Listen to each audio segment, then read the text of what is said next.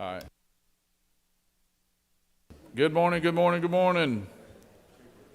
It's time for convening has arrived, and the Senate will come to order. Ask that all unauthorized personnel exit the chamber. I recognize the senator from the 28th. Good morning, Mr. President. I want to wish you a national happy peanut brittle day. But more importantly, today is National Fun at Work Day. So let's all have some fun today. I am sad to report there are no pages. But with that being said, the senator from the 14th has kindly agreed to serve as an honorary page today. So we appreciate his service. So if y'all need any messages to get to the outside of the chamber, he has gladly volunteered for that. Wow. One little note I'd like to add to, on this day in Georgia's great history, in 1846, our Georgia Supreme Court met for the very first time in none other than Thomaston, Georgia. No, I'm sorry, Talbotton, Georgia. Talbotton, Georgia, yeah. I stand corrected. Mr. President, the journal has been read and found to be correct. Talbotton, Georgia. I believe the senator from the 12th has family there in Talbotton. She's not listening right now, but appreciate that. Is there objection to dispensing of the reading of the journal? The chair hears none, and the reading of the journal is dispensed with. Is there objection to the confirmation of the journal? Chair hears none, the journal is confirmed. All senators who have bills and resolutions to introduce, please bring them to the Secretary's desk. First reading and references the Senate bills and resolutions. Secretary?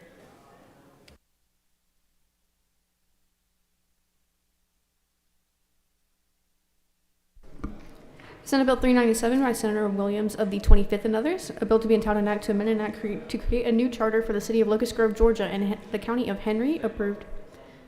State and local government. Senate Bill 398 by Senator Kirkpatrick of the 32nd and others, a bill to be entitled an act to amend Article 5 of Chapter 4 of Title 20 of the OCGA relating to the Georgia Joint Defense Commission. Veterans. Senate Bill 399 by Senator Eccles of the 49th and others, a bill to be entitled an act to amend Chapter 4 of Title 20 of the OCGA relating to vocational, technical, and adult Higher education. Senate Bill 400 by Senator Still of the 48th and others, a bill to be entitled an act to amend Code Section 4286 of the OCGA relating to special Public license safety. plates. Senate Bill 401 by Senator Kirkpatrick of the 32nd and others, a bill to be entitled an act to amend Chapter 11 of Title 15 of the OCGA relating to juvenile codes. Children and family. Senate Bill 402 by Senator Ginn of the 47th and others, a bill to be entitled an act to amend Code Section 4524 of the OCGA relating. Public safety. Senate Bill 403 by Senator Ginn of the 47th and others, a bill to be entitled an act to amend Chapter 5 of Title 48 Finance. of. Senate Bill 404 by Senator Moore of the 53rd and others, a bill to be entitled an act. Finance. Senate Bill 405 by Senator Dixon of the 45th and others, a bill to be entitled an act to amend Article 31C. Education and youth. Senate Bill 406 by Senator Dixon of the 45th and others, a bill to be entitled an act to amend Article 10 of Chapter 3 of Title Public 38. safety. Senate Bill 407 by Senator James of the 35th and others, a bill to be entitled an act to amend Chapter 1 of Title 35 of the OCGA relating to general provisions regarding. Judiciary. Senate Bill 408 by Senator Brass of the 28th, a bill to be entitled an act to amend Part 5 of Article 3 of Chapter 5 of Title 12. Natural resources. Senate Resolution 480 by Senator Rhett of the 33rd, a resolution ratifying a proposed amendment to the United States Constitution. Rules. Senate Resolution 482 by Senator Ginn of the 47th and others, a resolution honoring Rules. Senate Resolution 486 by Senator Jones of the 10th and others, a resolution honoring the life and memory of John Hedgecoth and Rules. Senate Resolution 487 by Senator Brett of the 33rd and others, a resolution commending Taiwan for its relations. Rules. Senate Resolution 489 by Senator Jackson of the 41st and others, a resolution recognizing black maternal. Rules. That completes the order, Mr. President. First reading and references of House bills and resolutions. House Bill 863 by Representative Campbell of the 171st, a bill to be entitled an act to authorize the governing authority to the city of Bainbridge to levy an excise tax State and pursuant. local government. House Bill 864 by Representative Green of the 154th, the bill to be entitled an act to State and repeal. local government. House Bill 865 by Representative Camp of the 135th and others, a bill to be State entitled and an act. local government. House Bill 866 by Representative Camp of the 135th, a bill to be entitled an act to State create. and local government. House Bill 877 by Representative Lumsden of the 12th, a bill to be entitled an act to provide for a homestead State and local exemption. government. House Bill 921 by Representative Burnock of the 77th and others, a bill to be entitled an act to authorize the governing. State and local government. House Bill 951 by Representative Gunter of the 8th, a bill to be entitled an act to amend an act to State reconstitute. and local government. House Bill 953 by Representative Green of the 154th, a bill to be entitled an act to State create. and local government. House Bill 954 by Representative Parrish of the 158th, a bill to be entitled an act. State and local government. House Bill 979 by Representative Gamble of the 15th and others. State and local government. That completes the order, Mr. President. All right. Thank you. Secretary will read report of standing committees. Mr. President, the Senate Committee on Judiciary has had under consideration the following legislation and has instructed me to report the same back to the Senate with the following recommendation: that House Bill 335 do pass and Senate Bill 332 do pass by substitute. Respectfully submitted, Senator Strickland of the 17th District Chairman. Mr. President, the Senate Committee on Judiciary has had under consideration the following legislation and has instructed me to report the same back to the Senate with the following recommendation: that House Bill 500 do pass. Respectfully submitted, Senator Strickland of the 17th District Chairman. Mr. President, the Senate Committee on Regulated Industries and Utilities has had under consideration the following legislation and has instructed me to report the same back to the Senate with the following recommendation: that Senate Bill 370 do pass and Senate Bill 373 do pass. Respectfully submitted, Senator Cowser of the 46th District Chairman. Mr. President, the Senate Committee on Retirement has had under consideration the following legislation and has instructed me to report the same back to the Senate with the following recommendation: that Senate Bill 328 do pass, Senate Bill 308 do pass, Senate Bill 85 do pass, Senate Bill 143 do pass, Senate Bill 105 do pass, House Bill 285 do pass. Respectfully submitted, Senator Williams of the 25th District Chairman. Mr. President, the Senate Committee on SLOGO has had under consideration the following legislation and has instructed me to report the same back to the Senate with the following recommendation: that Senate Bill 333 do pass by substitute. Respectfully submitted, Senator Ginn of the 47th District Chairman. Additionally, this letter serves as a timely notice of my intention to file a minority report for Senate Bill 333, which state and local government passed on Thursday, January 25th. Thank you, Senator Gloria Butler. That completes the order, Mr. President. It is now time for the second readings. I'm trying to jump ahead.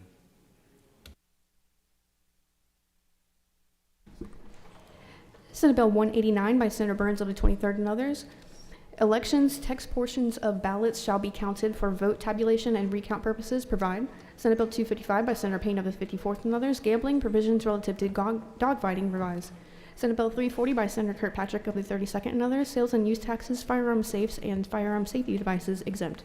Senate Bill 352 by Senator Anderson of the 24th and others. Motor vehicle equipment and inspection standards for the operation of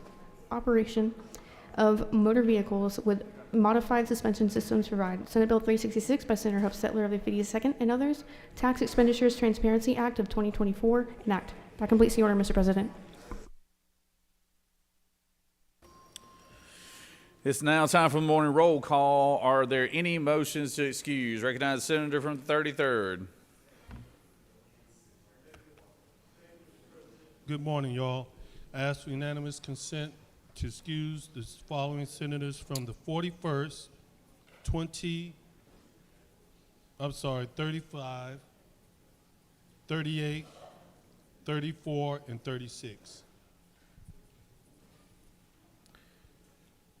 Without objection, the senators from the 41st, 35th, 38th, 34th, and 36th.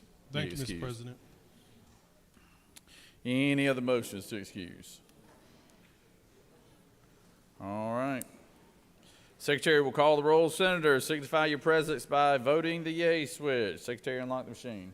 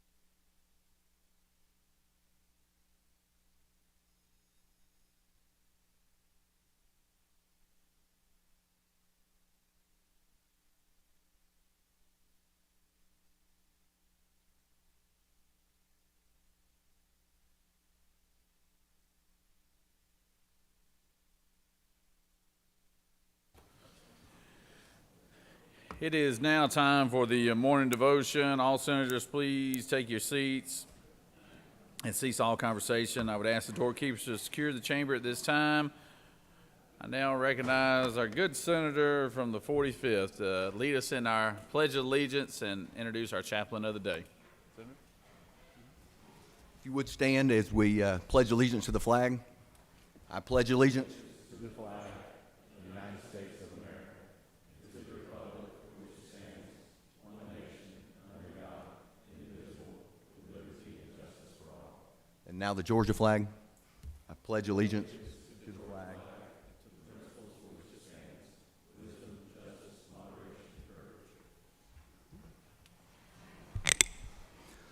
Good morning, fellow senators. It's a very exciting day for me today. I've got my pastor, Stephen Fountain, here with us this morning.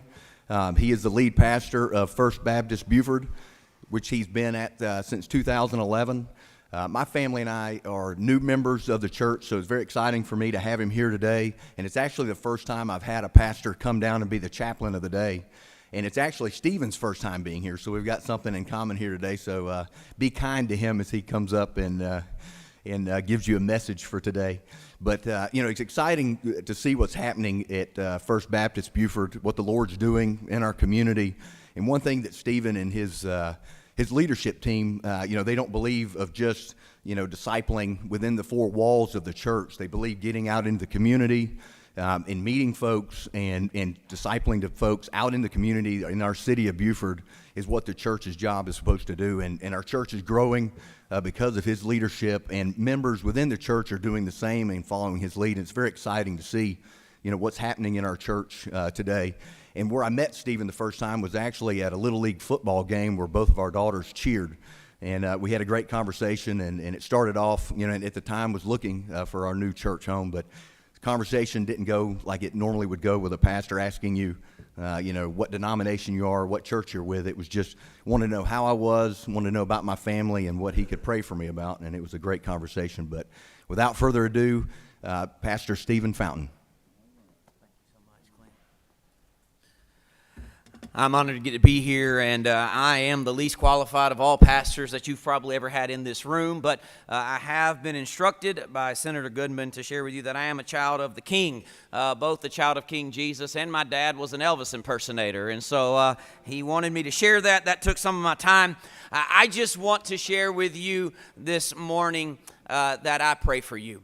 I could give all the platitudes, and Mr. President, thank you so much for allowing me to be here, and Clint, we love you and Miss Hayden and your kids, and they are such an addition to our church, and I'm thankful my daughter has friends like Berkeley, and we are so excited to have them. But I really just want to share with you, I pray for you, and I want to share with you kind of how I pray for you. 2 Thessalonians chapter 1, beginning in verse 11, Paul says this to the church at Thessalonica: with this in mind, we constantly pray for you, that our God may make you worthy of his calling, and that by his power he may bring to fruition your every desire for goodness and your every deed prompted by faith. We pray this so that the name of our Lord Jesus may be glorified in you and you in him, according to the grace of our God and the Lord Jesus. Paul's writing here to the church at Thessalonica, and he loves them and cares for them, and he says, I pray for you in this way.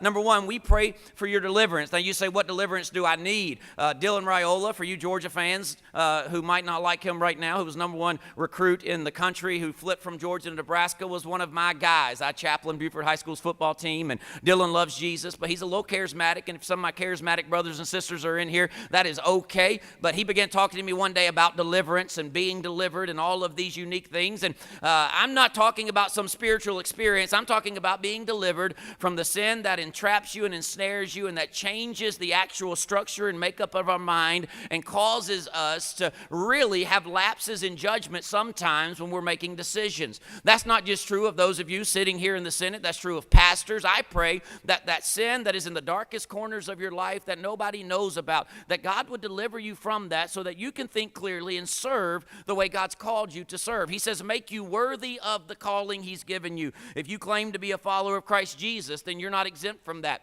I know many pastors and followers of Christ Jesus have secret sin in our life, and if the whole world saw it, man, they wouldn't see something that was worthy of the calling that God has given us. They would see something that was broken and hurting, and they would see something that clouds our our judgment, because we know when we follow our flesh, it does that to our mind. I pray that God would deliver you and that your lives, for those of you who claim to be followers of Jesus, would be marked by holiness and righteousness in the public square and in your private life. But I also pray that God, pray for your deliverance, but I pray for your desire, and I pray that God would change your desires and make your deeds match your desires. He says this in verse 11, that by his power he may bring to fruition your every desire for goodness and your every deed prompted by faith. I know that most of us, if I said you want to do what's right, that you would say absolutely. You want to do what's good, you would say absolutely. But I also know we are trapped in flesh, and that sometimes the desires of our flesh overcome the desires that we would say in a moment that we want to do something that's good. I recognize that this is a place full of people where you know you have power, and that's okay. And a lot of people talk about the corruption of politicians. Can I tell you something? Politicians aren't corrupt, people are. Pastors are corrupt, principals are corrupt, pogo stick jumpers are corrupt. We just are. That's who we are in nature, and our self-interest begins to overcome sometimes the interest of those around us. And I pray that God, if you're a follower of Jesus, would make the desires of your heart match his desires. That you would recognize even in this square, you should, if you're a follower of Jesus, stand on the principles of his word, and that your heart and your decision and your discussion and your language and your love for people on your side of the aisle and the other side of the aisle should match what Christ teaches. That you would have desires of your heart that lead to courageous deeds that reflect the goodness of a holy God. I pray that God would deliver you from those secret sins in your life, because we can't lead, whether in my position or yours, we can't lead effectively if he doesn't. I pray for your desires, I pray for your deeds, and then I pray for your destiny. When I say your destiny, I'm not talking about something you were born into that you can't help but get to, that you're just marching towards, kind of just a robot, and you're going to get there no matter what. No, I'm talking about eternity. I really do pray for our politicians. I pray that God, for those of you who don't know Jesus, one, that God would help you to recognize your need for a Savior, and you'd recognize the love of Jesus, and that through the brokenness of your heart, God would draw you to your knees. You would repent of your sin, put your faith and trust in him, and walk with him, knowing that one day then you have an eternity that is far beyond the broken mess y'all got to deal with every day.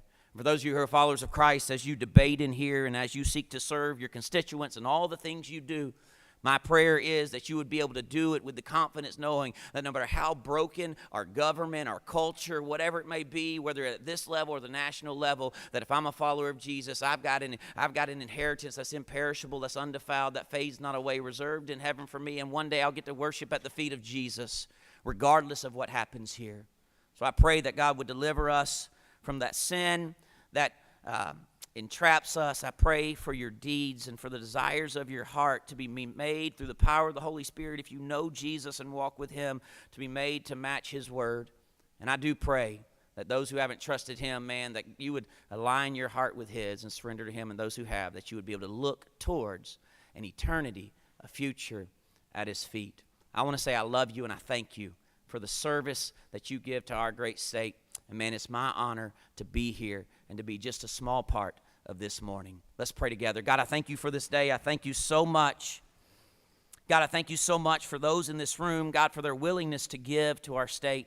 And God, I know there are voices in their ears all the time, and there are all of these temptations and self-interest. Lord, I pray that you would just continue to move this body's heart towards yours.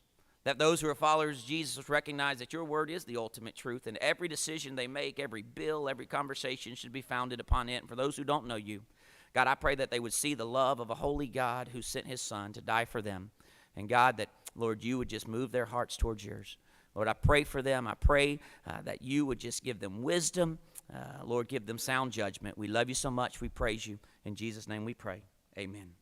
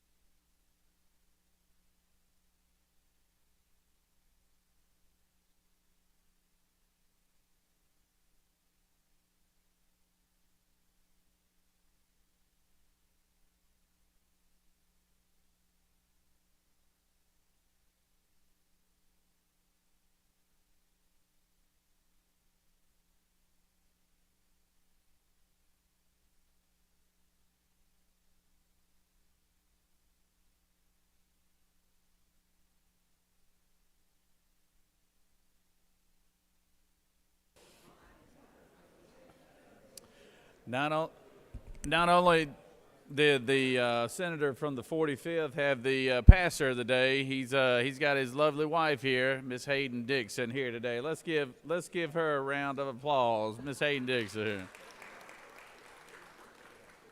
Glad to have her. Always enjoy having the spouses down here.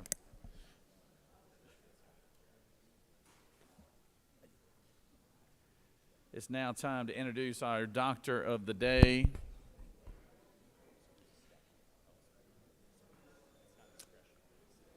And I recognize the senator from Columbia County to introduce our doc of the day.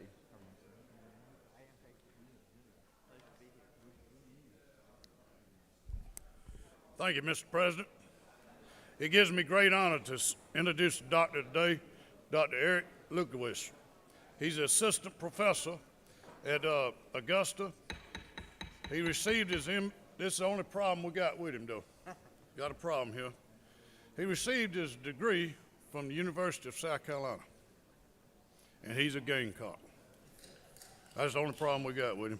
But he did come to Augusta University in 2003, and he teaches a class, and that class, ladies and gentlemen, senators, has 304 students in each class. And his main goal is to educate these students that they may come back to the state of Georgia and have their service here in the state of Georgia. He's also very interested in medical students' education and advocating for children. I give you the doctor today.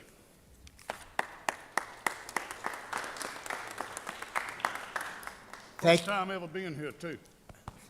Thank you so much for having me this morning. And as you probably figured out, as a professor, when they told me I could only speak for 1 minute, I started having problems because we like to hear the sound of our voices. But I want to take the opportunity to thank each and every one of you for all you do for the citizens of the state of Georgia. I wasn't born in Georgia, but I got here as soon as I could, and I'm really glad that I did.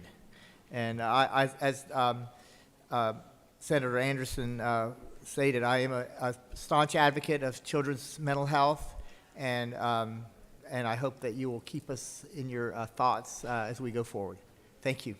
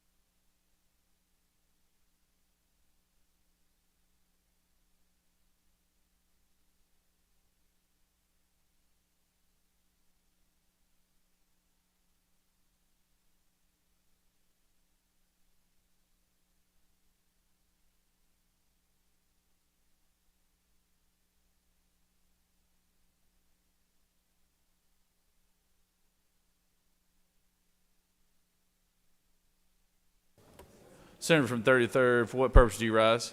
Thank you, Mr. President. I ask for unanimous consent to excuse the senator from the 52nd for business outside the Capitol. Without objection, the senator from the 52nd is excused.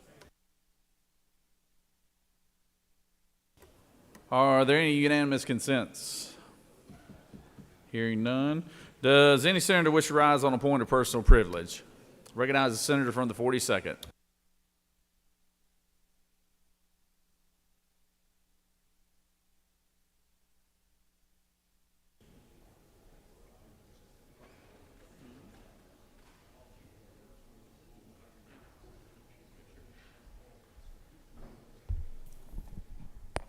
Thank you, Mr. President.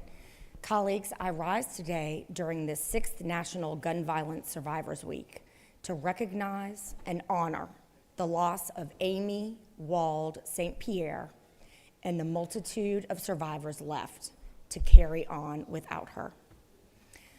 Loss under natural circumstances is difficult enough to survive. Loss due to violence, dare I say preventable violence, is on an entirely different level. How would any of us feel if our wife, husband, parent, child, friend were a victim of random gun violence?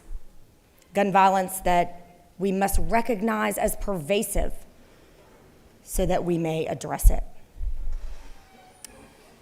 Just 38 years old, Amy died in gunfire at a doctor's appointment during her lunch break. Many of you recall the day of horror here in Atlanta last May when a troubled young man who had no business owning a gun shot Amy and 4 other patients in a doctor's office waiting room right here in Midtown Atlanta. Amy, though, was one of a kind and took far less in life than she gave. Her contributions to her family and to our community are many, and we don't have time this morning to adequately describe them all. What's more, having spoken with Amy's dear friend and colleague, I believe Amy would not want the focus to be on her individually. Amy would prefer, I think, that we draw attention to the work that needs to be done rather than the good work that she did. Her work that we can continue in her honor.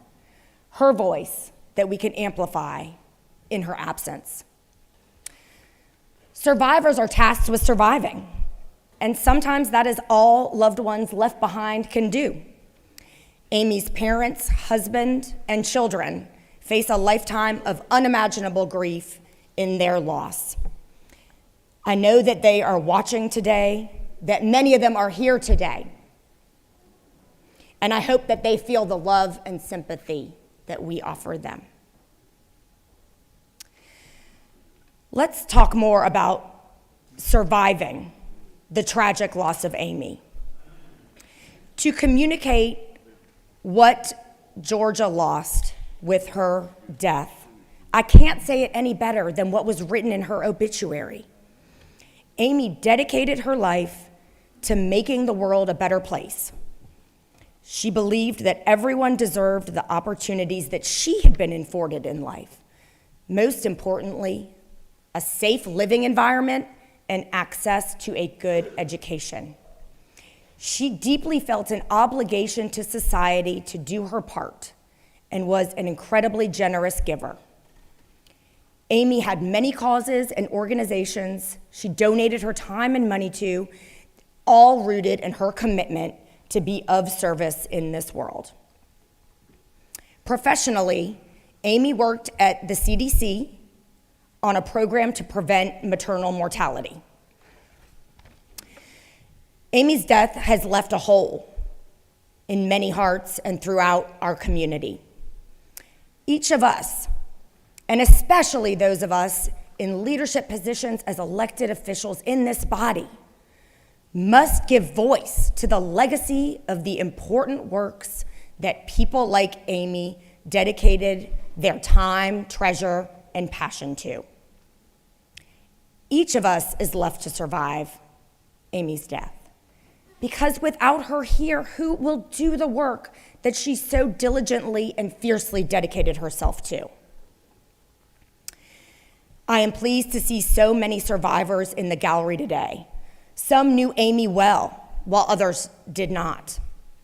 We welcome members of Neighbors for Action, pediatric emergency physicians, and a neuropsychologist researcher, with other health providers who care for Georgians injured every day by gun violence, as well as Amy's friends and family committed to continuing Amy's work.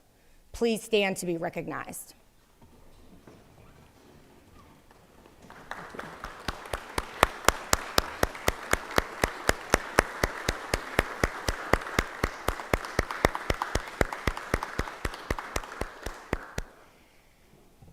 I can see, plain as day, on your faces, the unimaginable grief. Thank you for being here, and thank you for surviving and forging on without your daughter, your sister, your friend, your mother.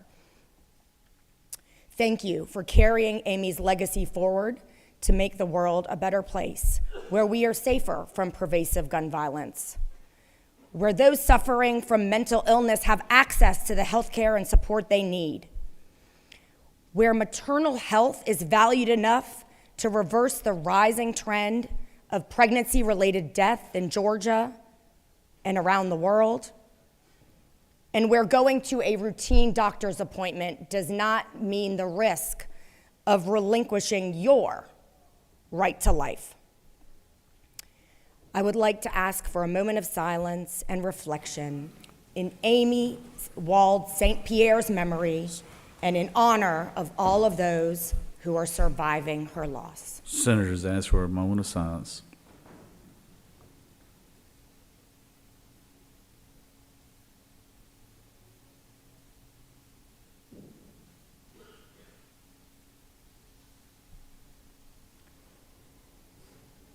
Thank you so much, colleagues and Mr. President. I yield the well. Thank you, Senator, and our thoughts and prayers go out to the family of Amy, and appreciate y'all being there. So sorry for your loss. Recognize the senator from the second.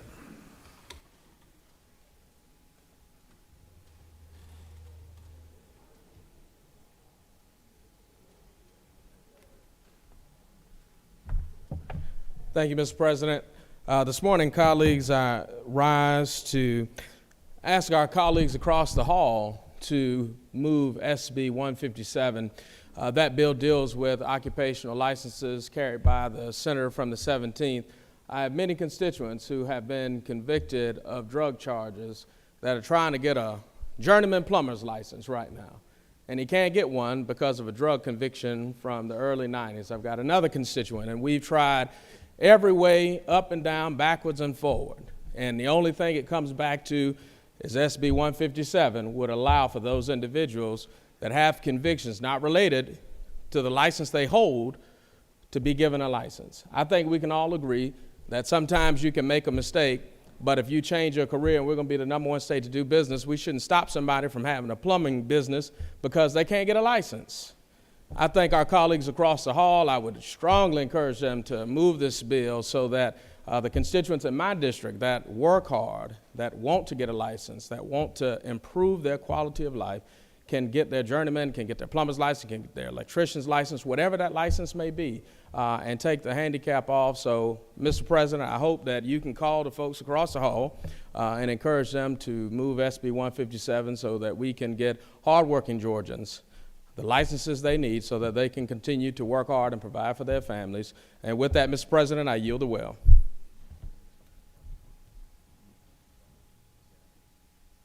Recognize the senator from the 11th.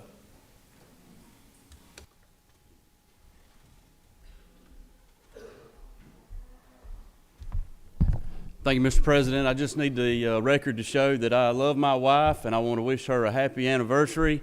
18 years, 12 of those I've spent here at the Capitol. So, Emily, love you.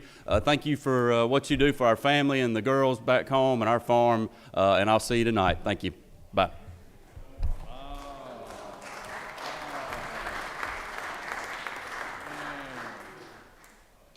Well, I'd like to know what you did. This is recognized senator from the 47th.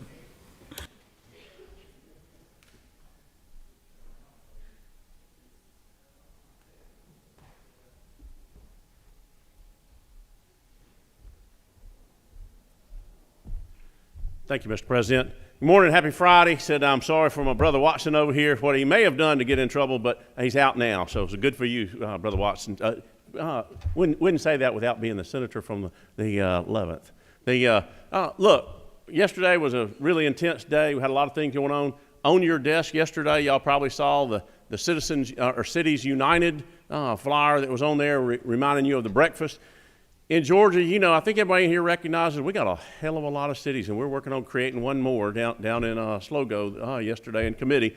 But I want to invite you to enjoy breakfast Monday morning with 537 mayors from across the state and all of their city council members. It'll be down at the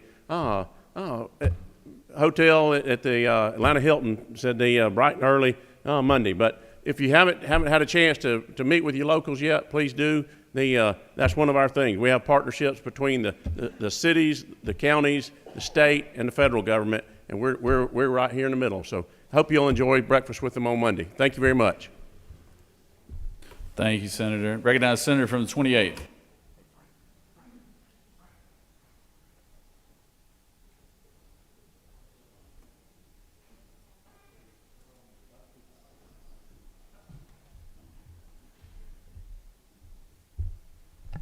Thank you, Mr. President. Senator from the 11th is going to get us all in trouble. My anniversary was last Saturday, so baby, I love you.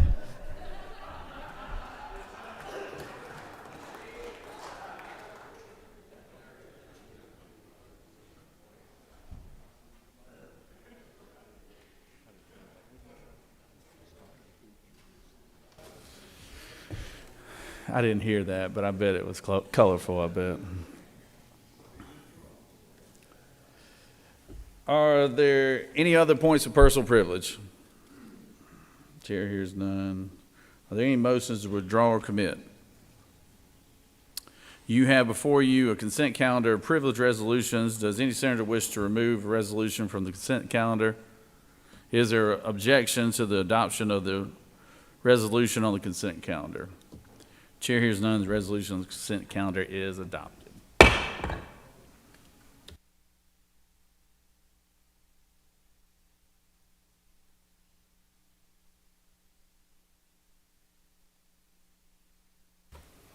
Recognize the majority leader for a motion. Good morning. I'd like to ask for unanimous consent that the following bills be engrossed: Senate Bill 358 and Senate Bill 355. The majority leader has moved that Senate Bills 358 and Senate Bills 355 be engrossed. Is there objection? Yay. We have an objection. All those in favor of the motion will vote yea. All those opposed, nay. Secretary, unlock the machine.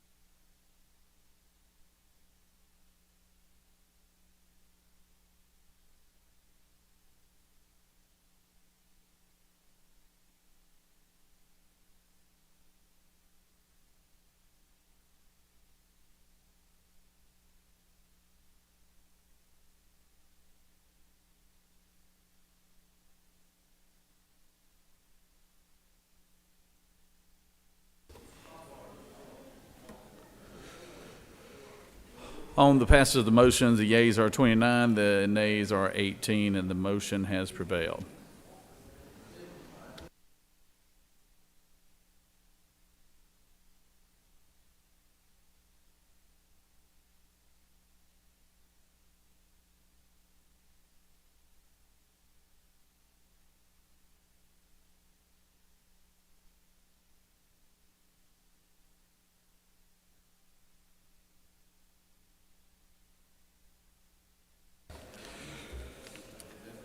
Heading on to the rules calendar, we have first on the rules calendar is SR 465. Secretary, read the caption. Senate Resolution 465 by Senator Dolezal of the 27th and others, a resolution creating the Senate Special Committee on Investigations to provide for the issuance of compulsory process to secure the attendance of witnesses or the production of documents and materials and for other purposes. Mr. President, the Senate Committee on Rules recommends that this resolution do pass. Respectfully submitted, Senator Brass of the 28th District Chairman. That completes the order, Mr. President.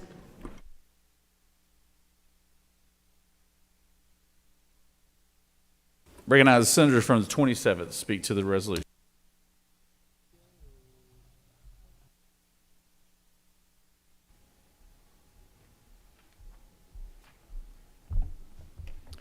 Thank you, Mr. President. Good morning, colleagues. I bring to you Senate Resolution 465, which creates the Senate Special Committee on Investigations. If you'll read the resolution, you'll notice the first section of whereases really address two things. They address allegations as it relates to the Fulton County District Attorney and news that has come to light recently of the potential and alleged misappropriations of public funds, as well as alleged conflicts of interest. The second thing this does, the whereases do, is they recognize both the inherent and statutory power of this Senate to conduct investigations into the affairs of the state, the subdivisions of the state, and the officers of this state. The last thing that this does is it outlines the formation of this committee. If you have read any of our study committee resolutions that we have passed numerous times here in the committee, you'll recognize this follows a very similar format to the formation of study committees, and that is because the formation of this committee is derived with similar, under the Senate rules, in a very similar way to the way that we form study committees. The Senate Study Committee on Investigations will include up to 9 members, with at least three members of the minority party. All of those members will be appointed by the Senate Committee on Assignments. The powers and duties of this committee are limited in scope to address the questions and allegations and potential remedies as it relates to either state appropriations of funds or potential law changes that may come about as the Senate Study Committee conducts its work.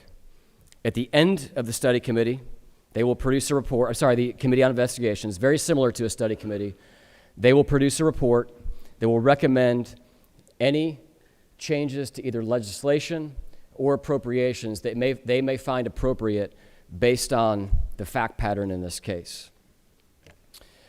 Mr. President, I know a number of members wish to speak to this. I'm happy to answer any questions that may come about now, and I'll be back to close debate after those comments are made. You have no questions, Senator. Thank you, Mr. President. I yield the will. Recognize the senator from the 37th.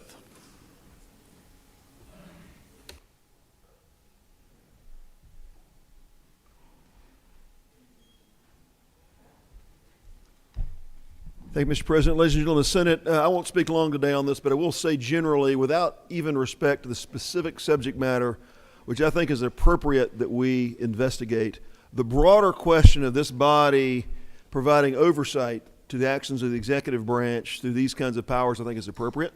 We think about as citizen legislatures, we don't have large staffs. We're not down here 12 months of the year, but I think the ability for us to have real investigatory power as is contemplated in this is the appropriate role for our Senate.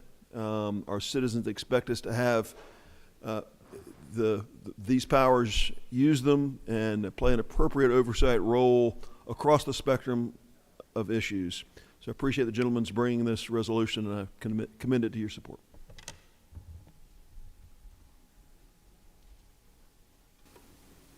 Recognize the senator from the 21st. Speak to it.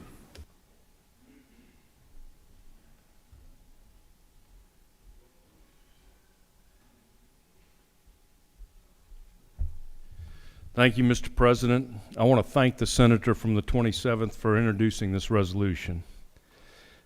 As a resident of Fulton County, I am deeply troubled by the poor judgment of our DA, Fani Willis.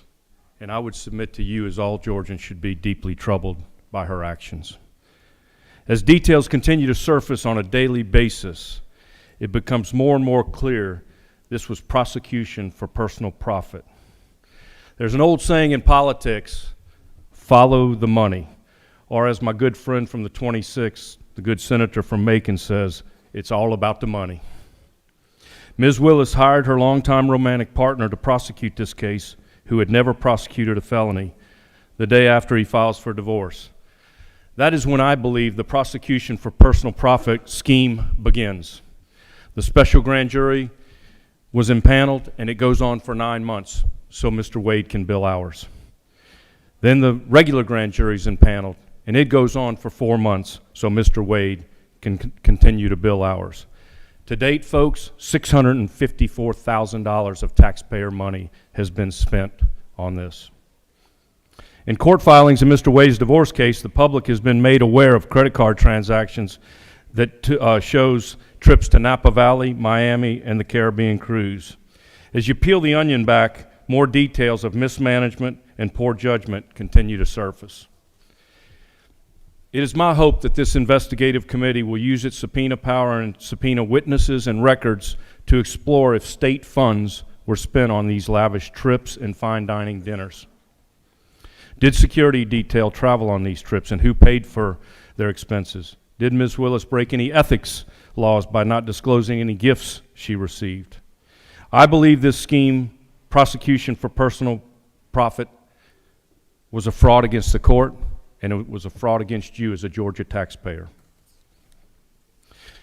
In closing, I close by asking for your support for this resolution, and I ask this investigative committee to look at the facts and follow the money.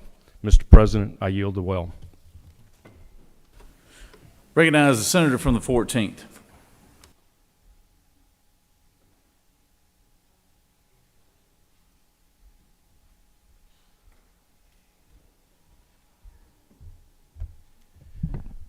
Thank you, Mr. President. Good morning, colleagues. Are we tired of difficult debates yet? I want to make clear that I think members of both parties are watching the situation in Fulton County with interest. We are counting on the judicial system to play out the way that it's going to. And we know there are motions already. That's why we know about the allegations that have been made that will be resolved by the court. So we have a process that is already going to deal with the substance of these allegations. I think that it would just be engaging in political theater today to try to jump too far into the allegations themselves. And I think that's something that we want to avoid. I'll explain why. I think that the focus of this debate should be process. And it should be thinking about our institutions writ large, not just our elections in general, and the roles of elected officials vis-a-vis each other, but also the way that we use power within the Senate. It's not just arcane inside baseball, the way that we choose to use Senate powers to communicate our response to a policy problem. Here's the thesis that I want to bring to you today and why I'm voting no on this resolution. Not only do we have the judicial process in Fulton County that will play out, but we also have an ethics committee in this Senate already that, as my understanding is, that decades ago, we empowered with a subpoena power, the ability to go get documents, bring witnesses in to get to the bottom of a story when it comes to the subject of, you guessed it, ethics, the same kind of subject matter that we are talking about here. So again, we have a process within the Senate that could play out, that we could use an existing structure to try to address these issues if the body of the Senate really thought that it was important enough to do. My understanding is that the Ethics Committee is the only committee, the only standing committee that has been empowered on a standing basis with the subpoena power. And my understanding after doing just the tiniest bit of digging on this, and I'm willing to be proven wrong if somebody's got the receipts, is that we have not activated a special committee in this way in recent memory to vest the subpoena power in. And I want to be clear about what we're talking about when we talk about the subpoena power and testifying under oath. Right now, and I think a lot of fellow members can agree, you can pretty much say anything you want if you're a witness in one of our committees and not face penalty. It is a full First Amendment zone in our standing committees. People who don't know what they're talking about and experts can just come to the committee and say anything they want. And nobody's going to go after those people for perjury. And over the years, some of us have been so frustrated by that I know members have floated before the idea, well, let's have a perjury hook that, you know, if somebody comes in and says something wrong, we should put them under oath so that we can get perjury on them if they just mess around. Well, there's a reason we don't do that. And part of that is this like idea of First Amendment, open debate, free speech. But there's another reason why we don't put the subpoena power on a normal standing committee or the ability to make somebody testify under oath. It's that we don't want to turn these bodies into inquisitorial bodies that put people under the gun. I mean, y'all have seen congressional testimony, right? The videos of people who go testify with the carefully prepared statements. That has a much different feel than a committee in which we can speak openly and discuss, opinions, policy, whatever. I would submit to you that if, in fact, the Ethics Committee could not handle this issue, then we have to ask ourselves why. Why is it that we're creating a new entity with this extraordinary subpoena power and ability to put people under oath for only this issue? When I served in the House, I did research on the subpoena power because I thought, we're a legislative body. Why can't we go and get the answers we need when it comes to an array of our most pressing issues? Conditions in jails, conditions in prisons are issues I like to talk about. And during the previous corrections administration, I wanted to get more transparency than we currently have. But there wasn't the political will to do that. So my question for you today is why, on the various issues for decades that have plagued this state, that we talk about every day, from all corners of the state, all the issues that you have brought to the Capitol on behalf of your constituents, why were none of those issues big enough, important enough for us to use this type of subpoena power in a special committee? Why today are we turning to this extraordinary tool? And what I would submit to you is that we're on a dangerous path. As somebody with no kids who is a relative baby in this chamber, I wouldn't purport to lecture y'all on matters of character, but that old saying about how your thoughts become your words, and your words become your actions, and your actions, your habits, character, destiny. And we've now run this tape back so many times. I don't want to bore you this morning with talking about the 2020 election and denying the results. I don't want to go down that road of just kind of saying the same stuff. But what I will say is, and I'm going to call out our dear friend from the northwest of the state, senator from the 53rd, y'all have had a little bit of a breakup lately, and there's a reason why. Because there is an energy, there is an uprising within one of the parties that is based on misinformation. And it is, as you all know very intimately, a very dangerous force. I think that y'all have done, in some cases, a good job of keeping it at bay. We have statewide representation in Georgia that has stood up to the former president and his misinformation in ways that people around the country were unable to do. Georgia's different in that regard. But I think that this type of special committee, what it represents, setting up a new inquisitorial body, making this issue, showing, not telling, that this issue is somehow more important than every other issue the Senate takes up by virtue of the type of power that you're giving this committee. My contention to you today is that's feeding that force that the senator from the 53rd represents and is trying to use as a bludgeon to change his party and to change this chamber for the worse. And I guess if you guys think you can handle it, if you think that you can inflame that base and feed them more, feed them misinformation, or let them persist in their misinformation about the results of elections and not face the consequences someday, I think you're mistaken. So let's not let these thoughts become words, actions, habits, character, destiny. Let's say no to this special committee and send a signal that we are going to stand up against that type of sentiment. Thanks, Mr. President. I yield the well. Recognize Senator from the 26th.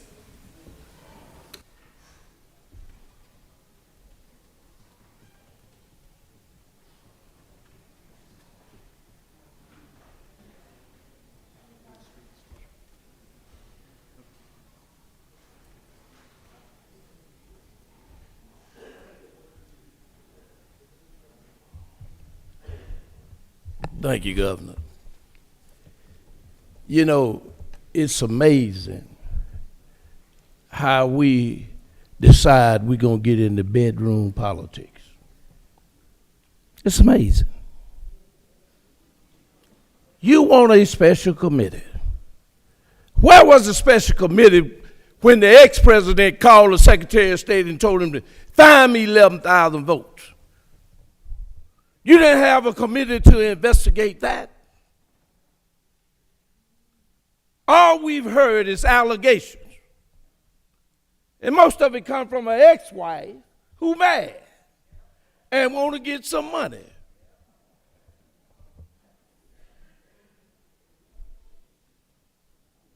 We have not asked for a special investigation. You know, we had a person in this body They took the girlfriend on the trips and paid by the state. You didn't ask for a special investigation on that. Let me tell you what you finna do. You finna get a referendum on you on next elections, what's finna happen. And if you think that folks are going to forget it, it ain't gonna happen. It's not gonna happen. We have a system. Let it play out. Let it play out, not based on allegations. Let it play out.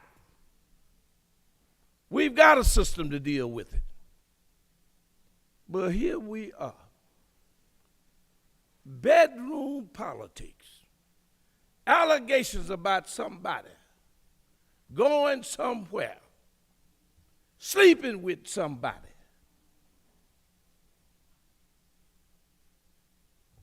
No difference in the abortion bill you pass. You're going to tell a woman what she can do with her body. And none of you men in here can be impregnated. Not one of you. I don't care what you do. It just ain't going to happen. Even by artificial simulation, it ain't going to happen.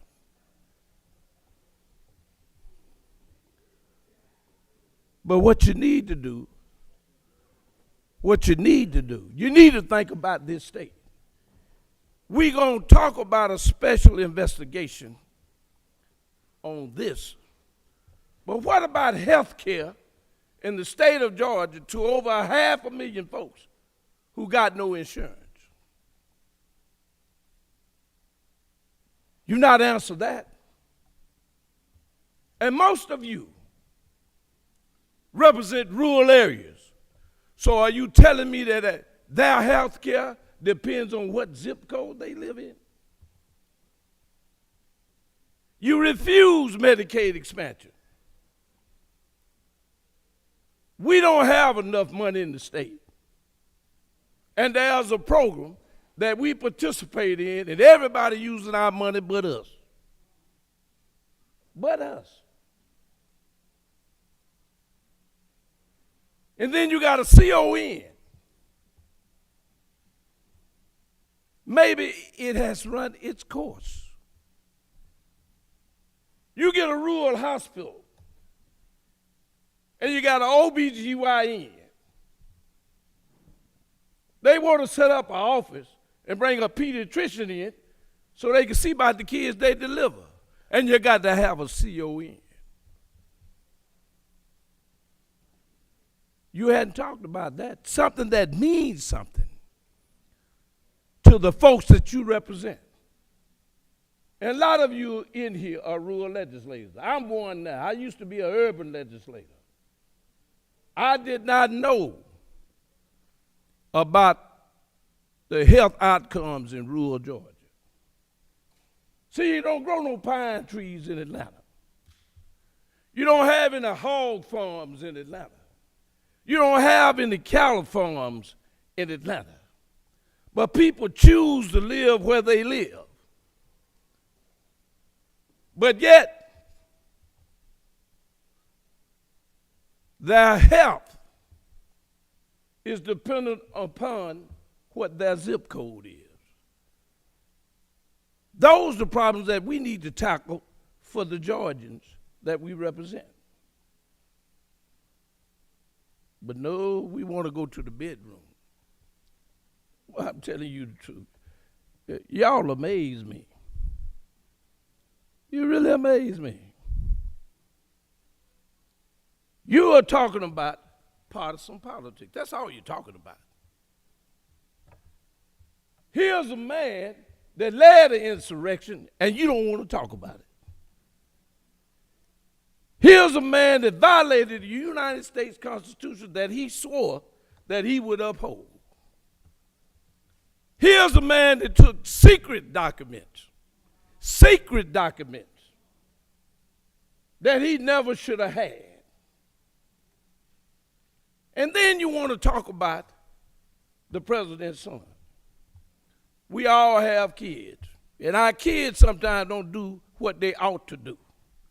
But we as a parent stand behind them and try to straighten them out.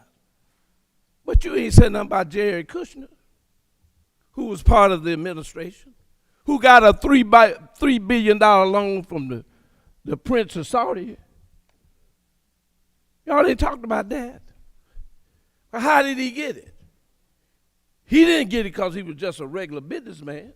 He was part of an administration. And I want to know, what did the administration do to help the Prince of Saudi? You didn't talk about the Prince of Saudi had a golf tournament at the president's golf club, and then the PGA jumped on all the golfers who were running over there to try to get some of that money.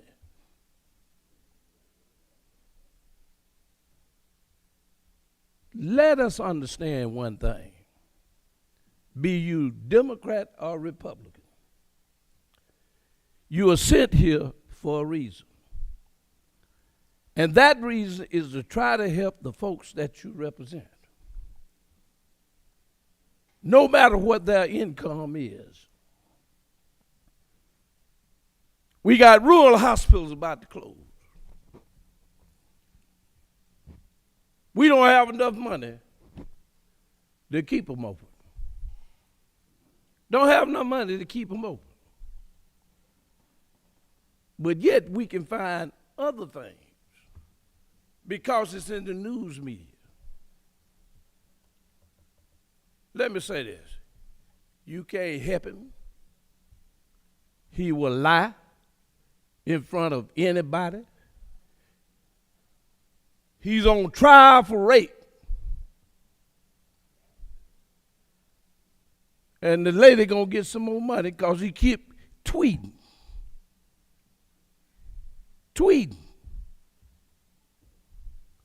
Let us talk about doing something for Georgians.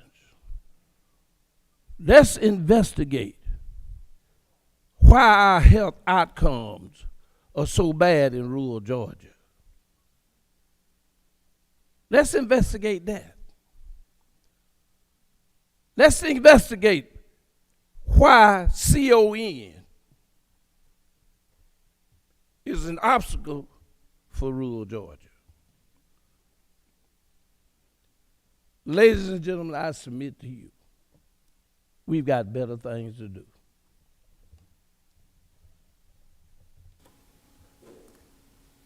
Recognize the senator from the 22nd.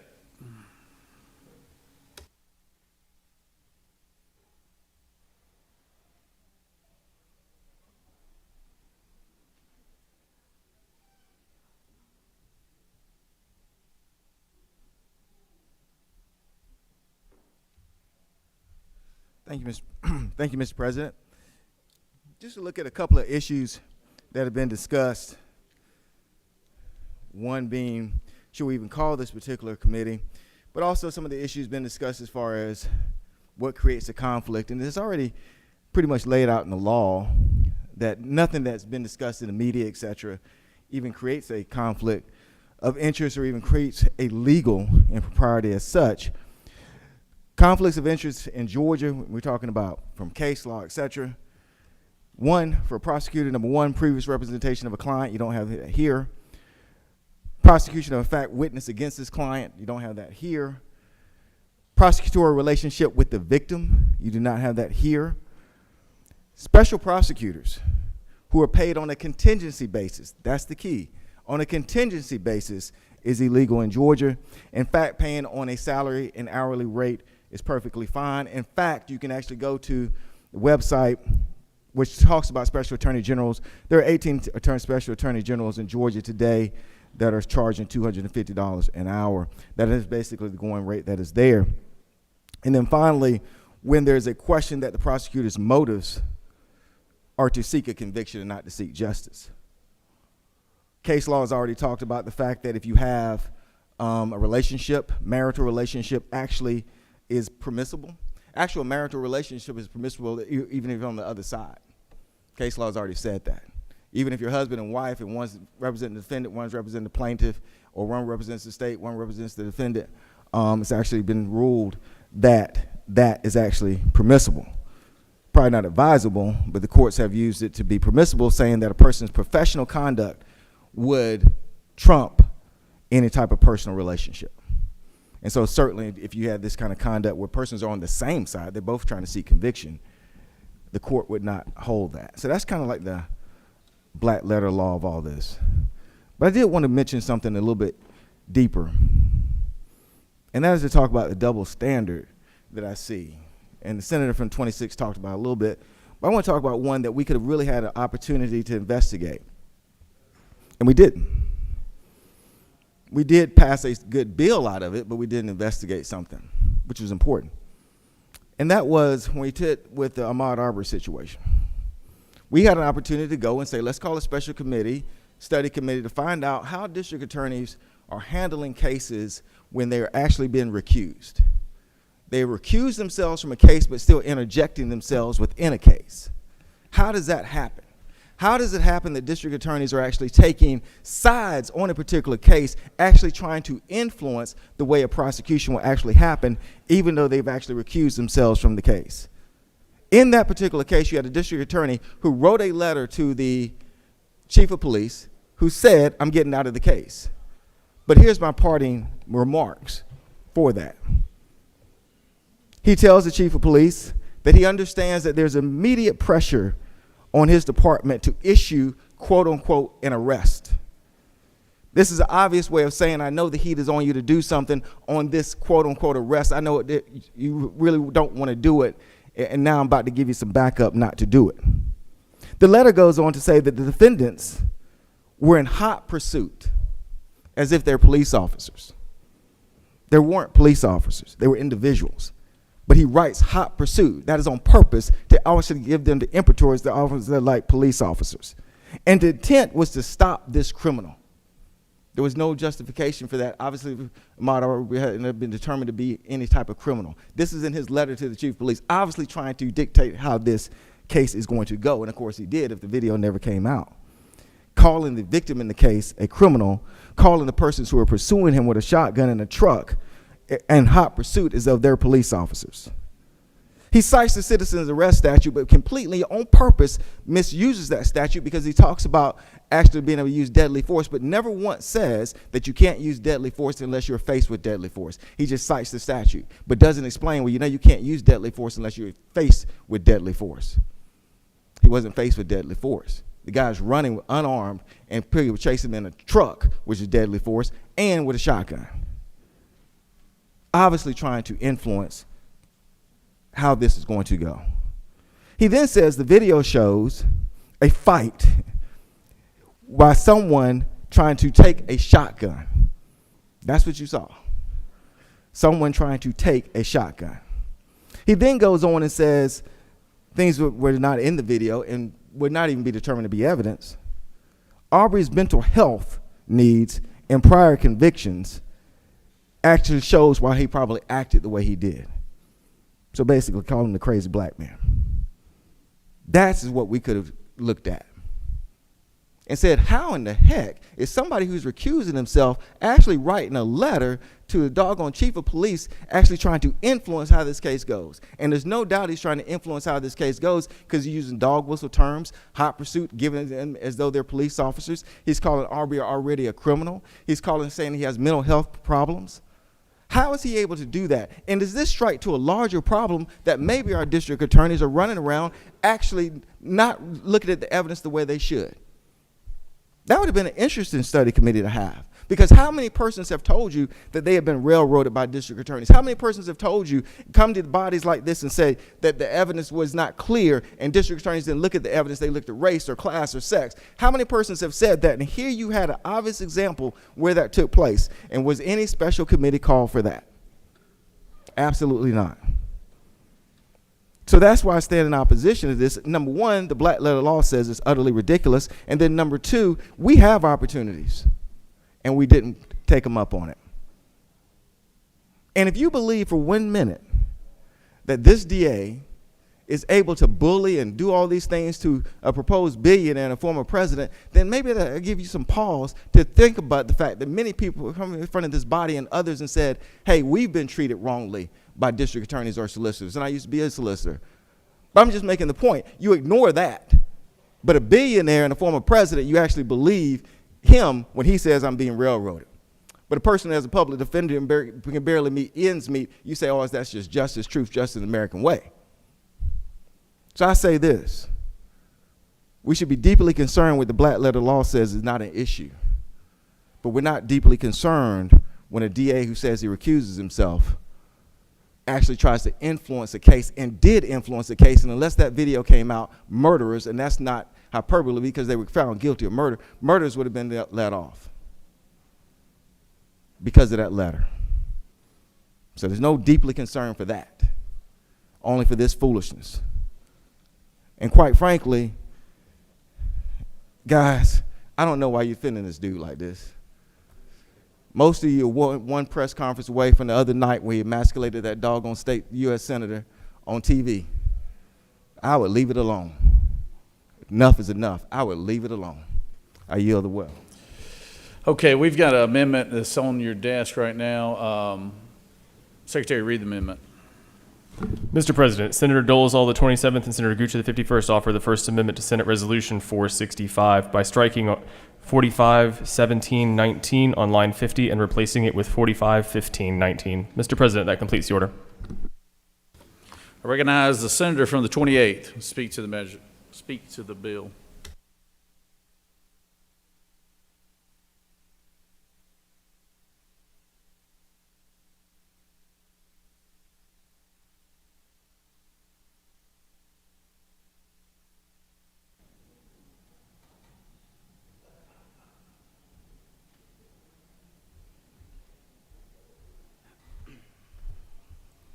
Thank you, Mr. President.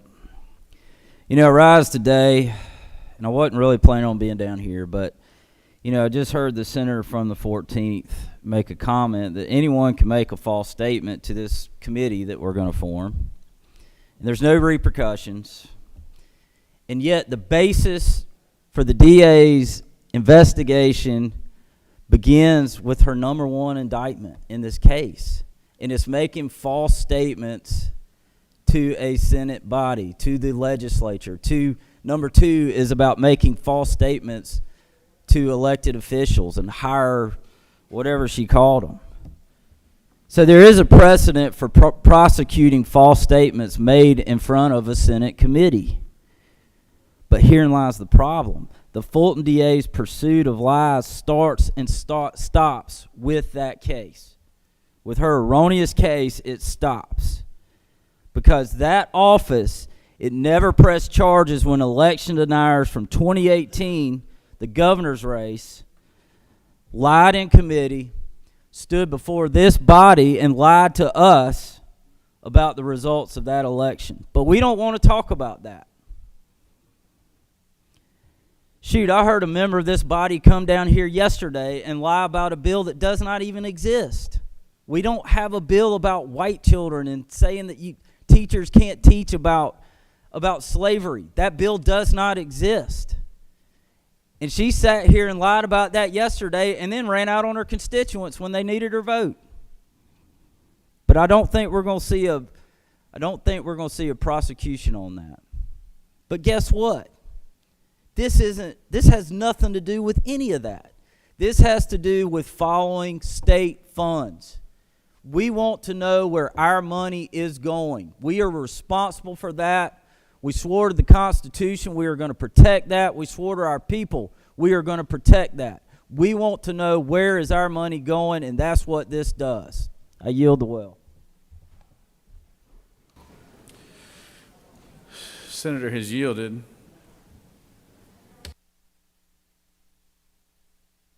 Senator from 51st, for what purpose do you rise? President, question. I move the question. Move the question. The majority leader has moved to call the question.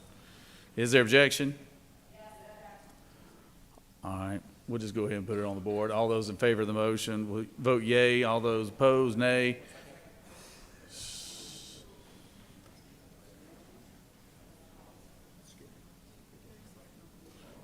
Hold on one second.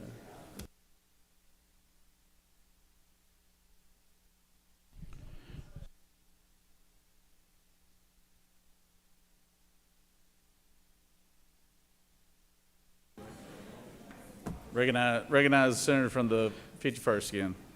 I ask for unanimous consent to excuse a senator from the 48th for business inside the Capitol.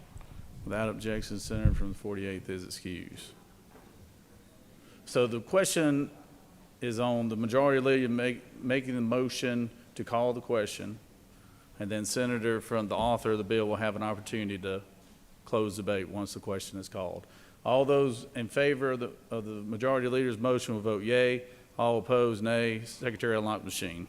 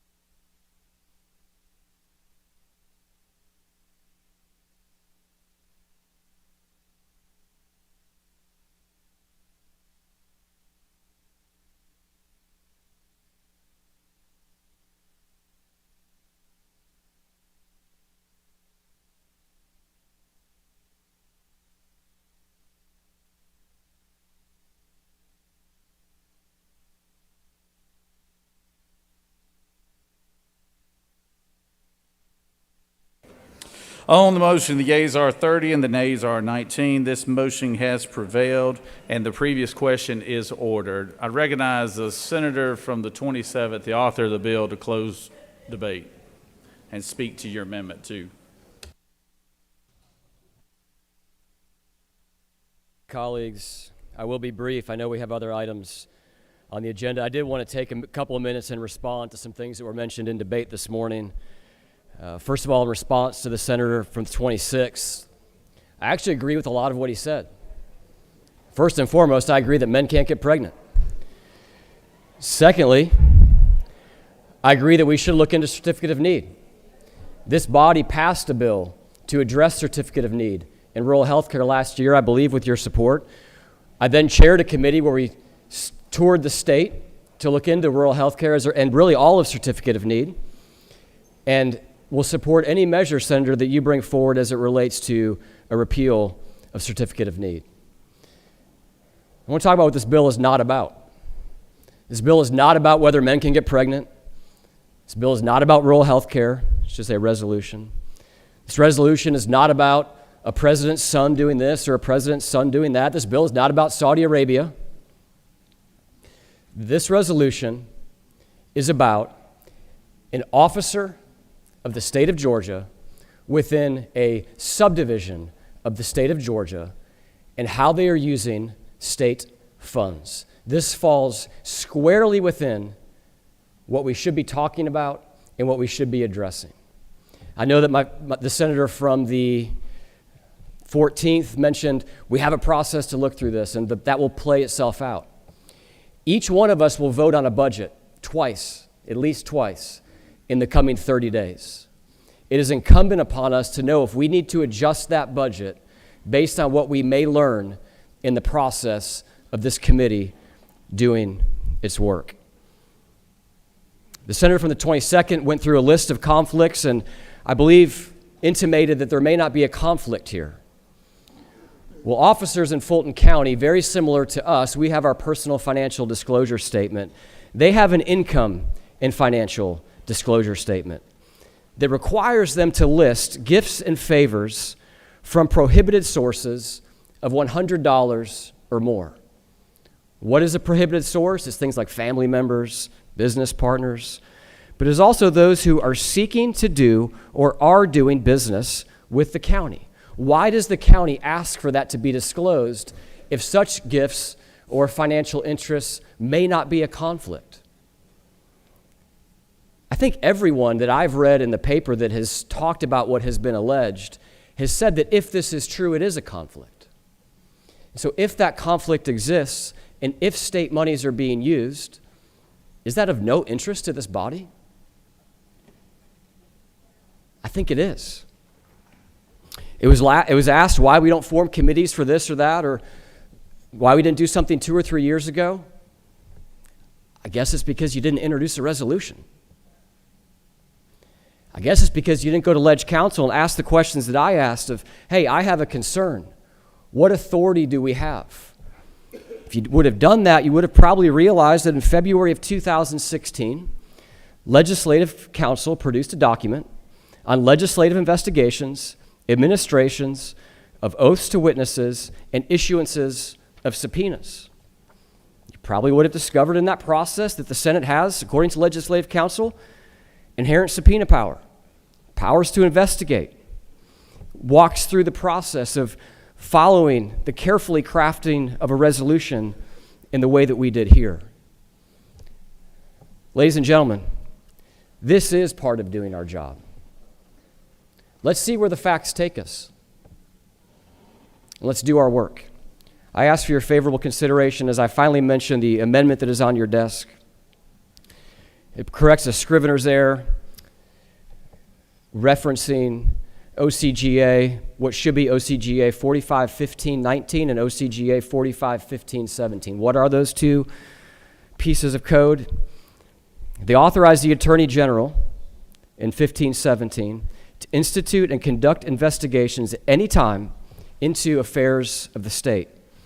And then 1519 gives all authority and rights granted to the governor and the General Assembly and recognizes that they shall be as complete and absolute as those granted to the Attorney General. I thank you for your consideration of both the amendment and this resolution. And with that, Mr. President, I yield the well. Senator has yielded the well, and the majority leader, the question has been called. There is an amendment that the author of the bill spoke of there. Is there objection to the amendment number 1? Without objection, amendment number 1 is added.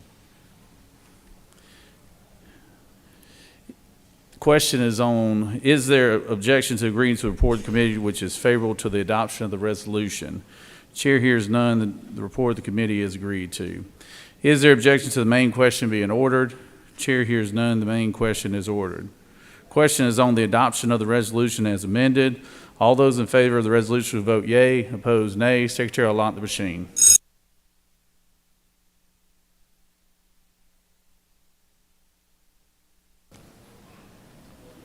Senator from the 42nd.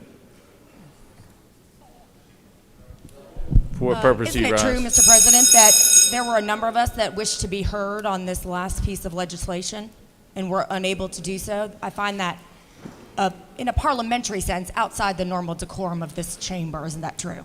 Well, in a parliamentary sense, the majority leader called the question, and it was voted on by the body.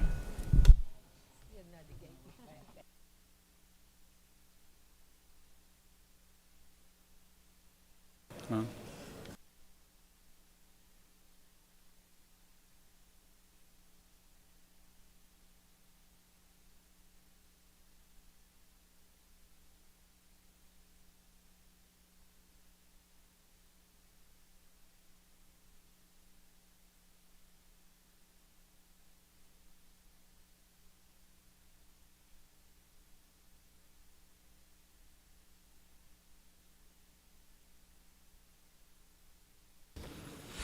On the adoption resolution as amended, the yeas are 30 and the nays are 19. This resolution have received the requisite constitutional majority is therefore adopted as amended.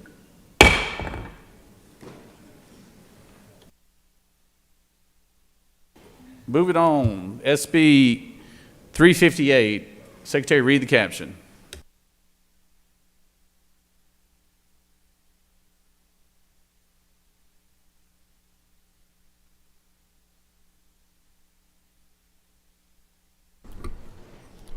Senate Bill 355, a bill by Senator Robertson of the 29th and others, a bill to be entitled an act to amend Article 1 of Chapter 2 of Title 21 of the OCGA relating to general provisions regarding elections and primaries so as to prohibit the use of ranked choice voting and for other purposes. Mr. President, the Senate Committee on Ethics recommends that this bill do pass. Respectfully submitted, Senator Burns of the 23rd District Chairman. That completes the order, Mr. President.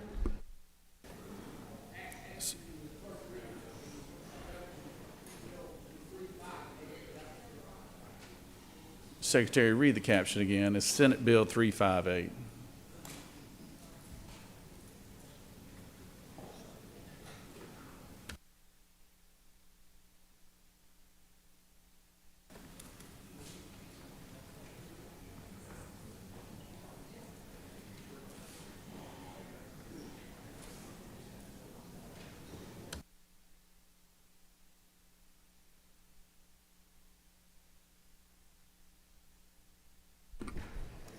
Senate Bill 358, a bill by Senator Burns of the 23rd and others, a bill to be entitled an act to amend subpart 1 of part 1 of Article 2 of Chapter 2 of Title 21 of the OCGA relating to the State Election Board, so as to remove the Secretary of State from the board, to authorize the board to investigate the Secretary of State, and for other purposes. Mr. President, the Senate Committee on Ethics recommends that this bill do pass by substitute. Respectfully submitted, Senator Burns of the 23rd District Chairman. The Ethics Senate Committee offers the following substitute to Senate Bill 358, a bill to be entitled an act to amend subpart 1 of part 1 of Article 2 of Chapter 2 of Title 21 of the OCGA relating to the State Election Board, so as to remove the Secretary of State from the board, to authorize the board to investigate the Secretary of State, and for other purposes. Additionally, a minority report has been filed. That completes the order, Mr. President. Recognize the Chair of the Ethics Committee, Senator from the 23rd.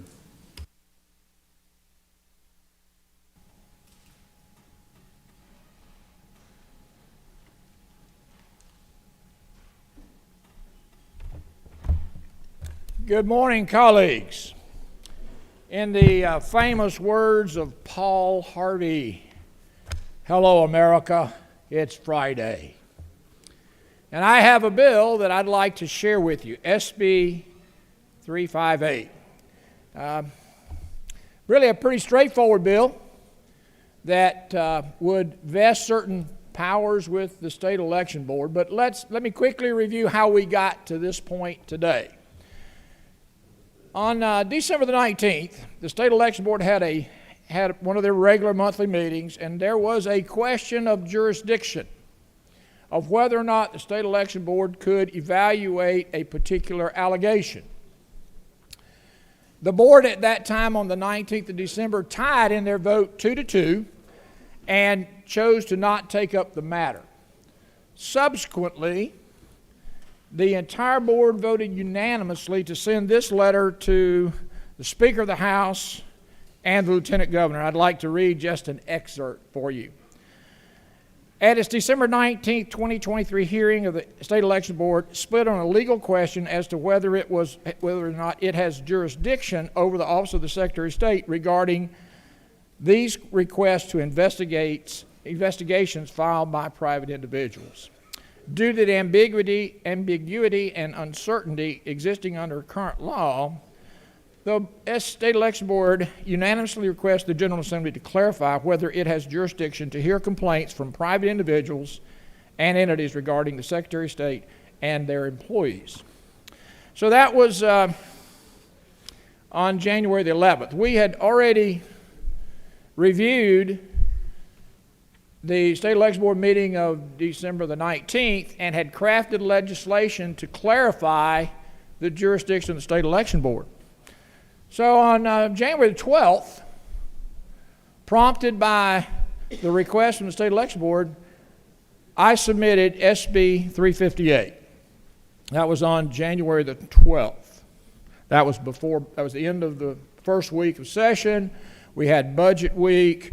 We had no general sessions. It was read and referred on the 22nd to the Ethics Committee, and we scheduled it for a hearing on Tuesday the 23rd.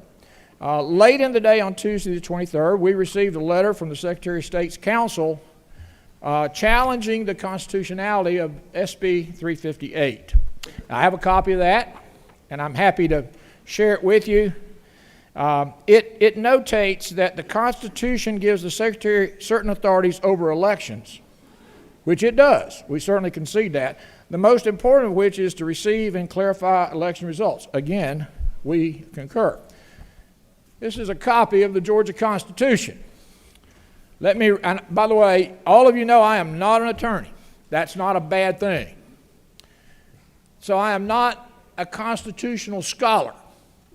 But I would like to at least just read from the Constitution of the state of Georgia. Article 2, Section 2, Paragraph 1.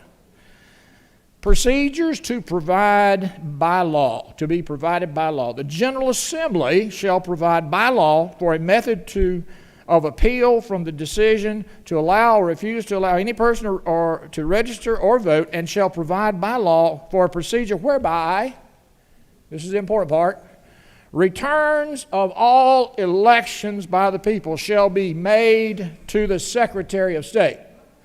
So the Constitution says the Secretary of State has powers, and those powers are to receive the returns of all elections. There are only two other places in the Constitution of Georgia that I'm aware of that the Secretary of State is mentioned. You've got to go back to Article 9, Section 2.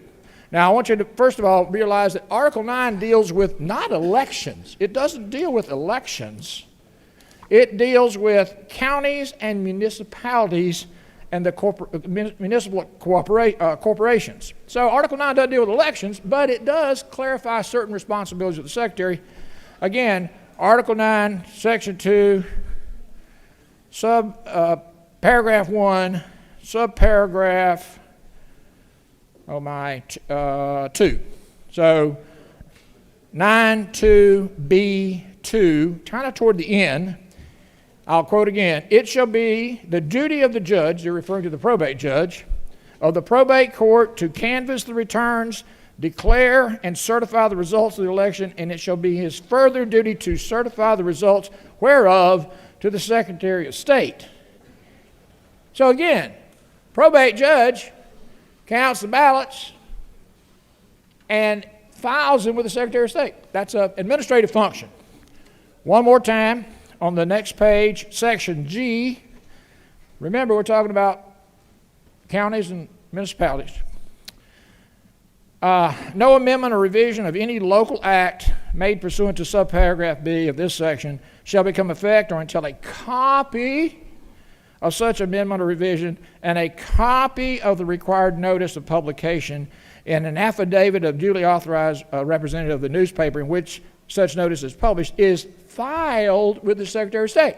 Okay? So, Secretary of State has the duty to receive election results and be the caretaker of those results. Now, that's a constitutional question. I'm not a constitutional lawyer. This is not a court of law. But that's how we got here today. That's how we got here today. One more thing, and then we'll talk about the bill. Yesterday, actually in committee on Tuesday afternoon, Legislative Council was present. I specifically asked the question about whether or not SB 358 was constitutional. The initial response, and I've requested a written update on that, initial response is that the majority of all powers for the Secretary of State are vested through statute, not through constitutional law. So everything the Secretary of State has responsibility for, the legislature provided them that ability and that authority. Subsequent to that meeting on Tuesday afternoon, about 5 o'clock, 6 o'clock, 7 o'clock in the evening, I requested from both the Secretary of State and the Attorney General clarification on this issue. And the reason why I asked the Attorney General is because of a 2005 opinion that was cited in the letter from the Secretary of State's counsel. So I asked the Attorney General to clarify a 2005 opinion. I would suggest to you that things have changed dramatically in Georgia in elections in the last 20 years, and that now the responsibilities for elections are diverse, complex, and they're shared. So let's talk quickly about SB 358. In response to the State Election Board's request over jurisdiction, SB 358 removes the Secretary as an ex officio member. He's already an ex officio. That was done with SB 202. He has no voting privileges. He does not, as a physical part of his responsibilities, participate in State Election Board meetings. And so we removed the Secretary of State from the State Election Board. That's number one. That's in line 14. It allows for the State Election Board to hire their own investigators. Right now, when they're dealing with allegations of impropriety, they rely on the Secretary of State, which they will continue to largely do, the investigative division of the Secretary of State. But they are now authorized to hire their own investigators if that investigation might include members of the Secretary of State or their staff. Finally, on line 31 through 32, it inserts the phrase by the Secretary of State and local election officials. This basically clarifies that the State Election Board has the responsibility for oversight of the administration of both primary and elections, general elections. It's a pretty straightforward bill. It's intended to clarify the jurisdiction and responsibilities of the State Election Board. We are not removing any responsibilities from the Secretary of State. We're augmenting the responsibilities of the State Election Board. They are now fully staffed. We have fully 5 members on the board. They are in a position to move forward, and at the end of the day, this will enhance the confidence that Georgians have in their elections, because now we have a more independent oversight opportunity to ensure that our state elections are conducted appropriately and without any error or issues. So, Mr. President, I'm happy to accept any questions. I appreciate the opportunity to share SB 358.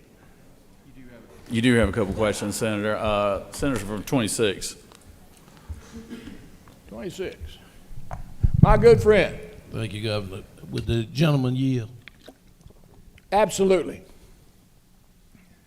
Why do we need to remove the Secretary of State from the Board of Elections? I think the most significant reason would be to avoid a conflict where if the State Election Board needed to investigate members of the Secretary of State's office, or even the Secretary of State himself, if he were on the board, that would create a conflict of interest. So his removal allows us to have 2 separate independent oversight opportunities. Gentleman, well. Certainly. How is the Secretary of State hired? Sorry? How is the Secretary of State hired? I believe he is elected by the people of Georgia. That's correct. We agree. Is his office over the Board of Elections? No, sir, it is not. The State Board of Elections is a separate, independent election function. And much like your county Board of Elections in Bibb County, you have a county Board of Elections and you have an elections administrator or supervisor or superintendent. So if you look at it from the reality that the local environment has a local election board, which is appointed by the governing authority of that community, this is essentially the same structure. Gentleman, yield further. One more time, sir. So, gentleman, well, isn't this bill predicated on a phone call? I'm sorry, say again on a... I said, isn't this bill predicated, excuse me, on a phone call? On a phone call. No, sir, there was no phone call to me or to you or to any member of the legislature. It is predicated on the actions of the December 19th State Board of Elections when they could not determine their legal jurisdiction, and also by the letter of January the 11th from a unanimous request from the State Board of Elections. That's what precipitated this bill.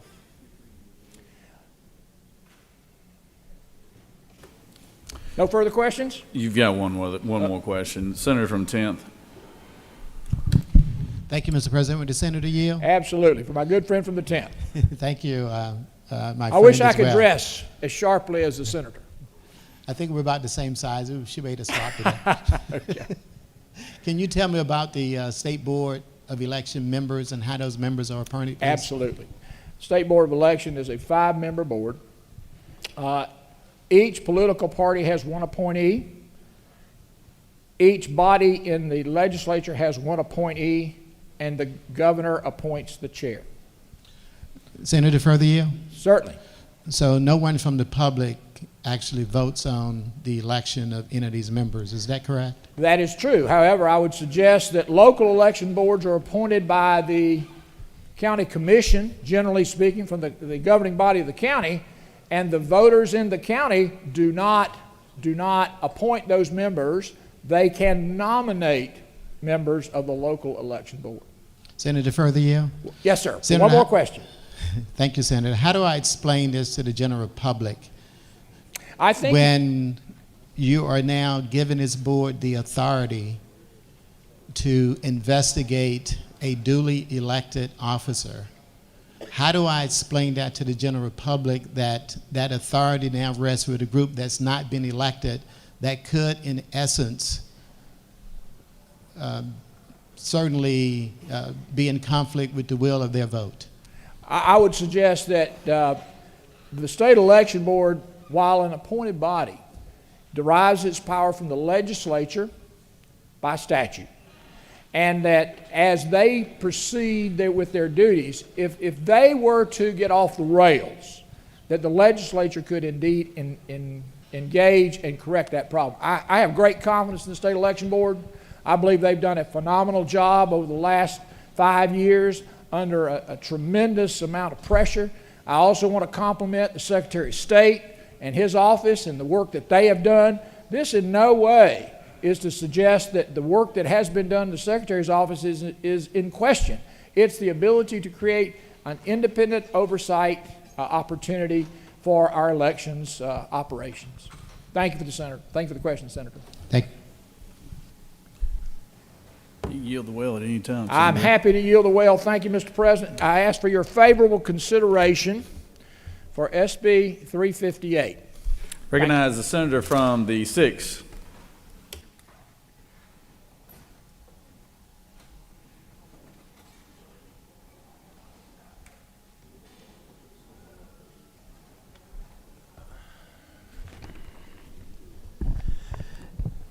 Good morning, colleagues. I rise this morning in opposition to SB 358. And I was actually going to stand up against and speak against SR 465 as well, but debate was cut short. I'm assuming because there are better things that we can be doing on this Friday morning. I don't disagree. So my question to all of my colleagues is, why are we wasting our time? Why are we wasting the time of the people of Georgia? And not only that, but wasting time on your terms. If you don't want to listen to legitimate arguments against junk, politically driven bills, then don't drop and push junk, politically driven bills. SB 358 is unconstitutional, and we shouldn't be spending our time on it. SR 465 is a waste of time, and we should not have been spending our time on it. In fact, we should be probably calling this day, declaring this day to be Distract from Donald Trump being a criminal day, because we are literally spending this morning on bills that address that man versus addressing bills that actually tackle issues that hardworking Georgians are facing each and every day. 60% of our kids, colleagues, are not reading on grade level by 3rd grade. Where is the investigation on that? 500,000 Georgians don't have health insurance, but yet here we are talking about the Secretary of State. Housing in every single one of your districts is getting more and more expensive, but here we are worried about ranked choice voting, all in the name of Donald Trump. Colleagues, I submit to you that we are better than this. For the sake of hardworking Georgians across this state, we must be better than this. I urge us to stay focused on the issues that actually matter. And these issues are not it. I yield the well. Recognize the senator from the 7th.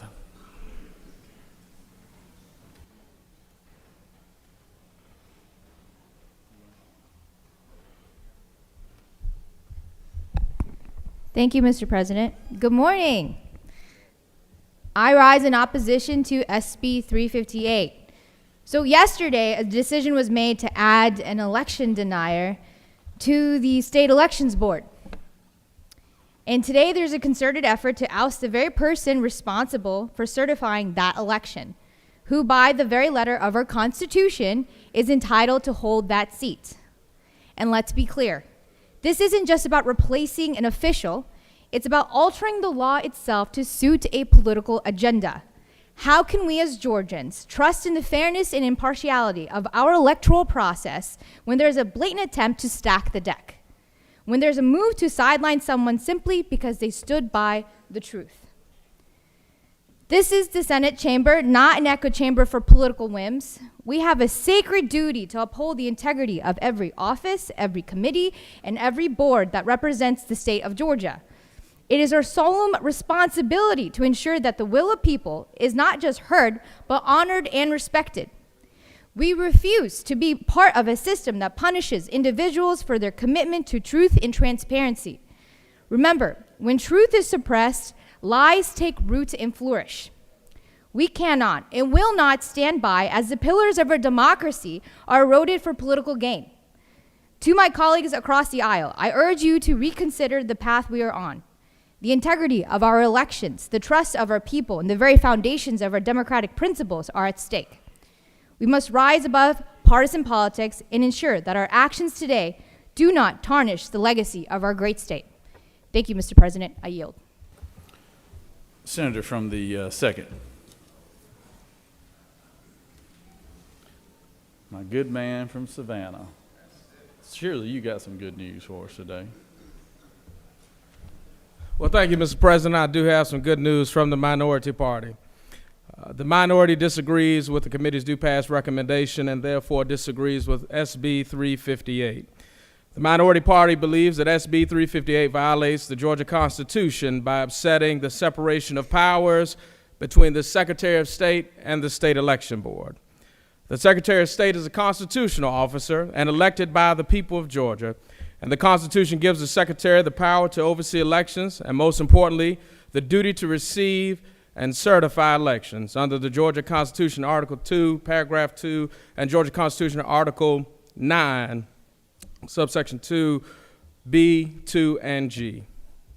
And on the contrary, the State Election Board was created through statute and is not mentioned in the state constitution.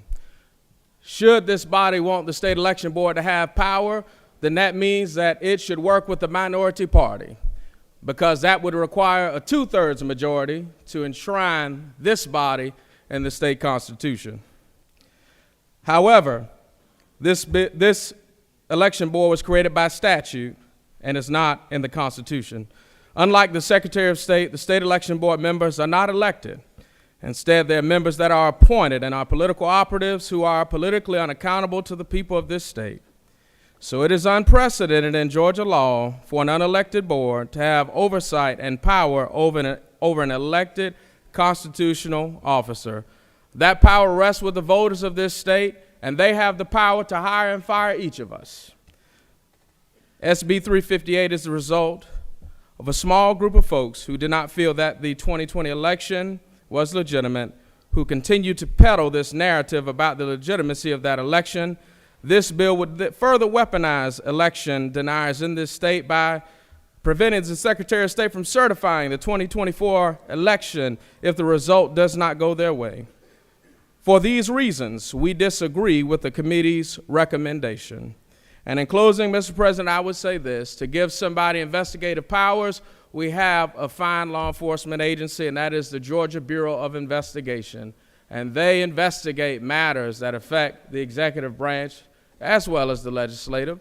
So, Mr. President, it would behoove us to further grant that law enforcement agency the power and the authority to handle these type of investigations because they're not politically appointed. They are career men and women who serve in law enforcement, and we trust the judgment of law enforcement, and we should trust them to do their job, not the will of those that have been politically appointed that are not accountable to any voters in this state. And so with that, Mr. President, this is the minority's opposition to SB 358, and I will yield the well. I think you have a friendly question there, Senator, but he has yielded. All right, that was the minority report, correct, Senator? No, that was a minority report. So is there objection for the previous question being ordered? Chair hears none. The previous question is ordered. You, Senator from the 23rd, you can close the debate. Author of the bill.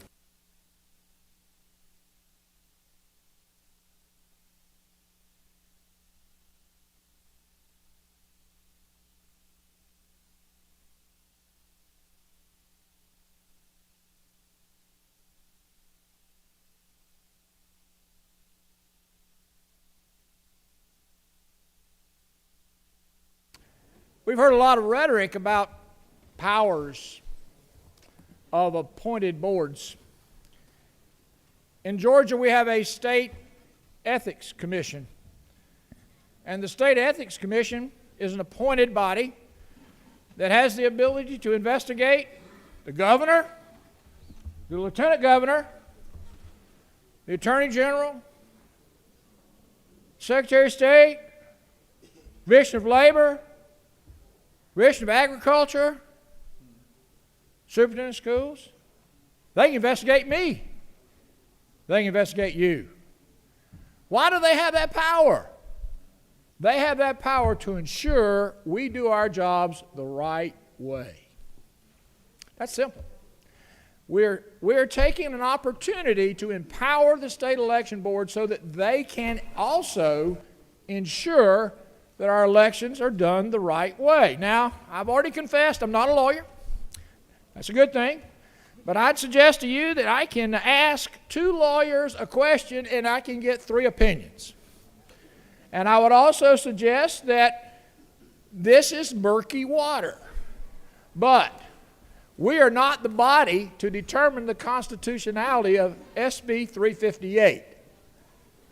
If indeed it becomes challenged, it would go through the normal process to determine its efficacy. So, at the end of the day, it's good policy. It's good policy to have oversight. It's good policy to have independent investigations. It's good policy for the people of Georgia to have confidence in their elections. Colleagues, I ask that you support SB 358 with a green button today.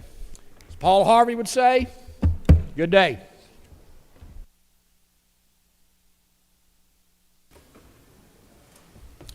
Thank you, Senator. The previous question has been ordered. The question is on the adoption of the committee substitute. Is there objection to the adoption of the committee substitute? Hearing none, the committee substitute is adopted. Is there objection to agreeing to the report of the committee which is favorable to the passage of the bill?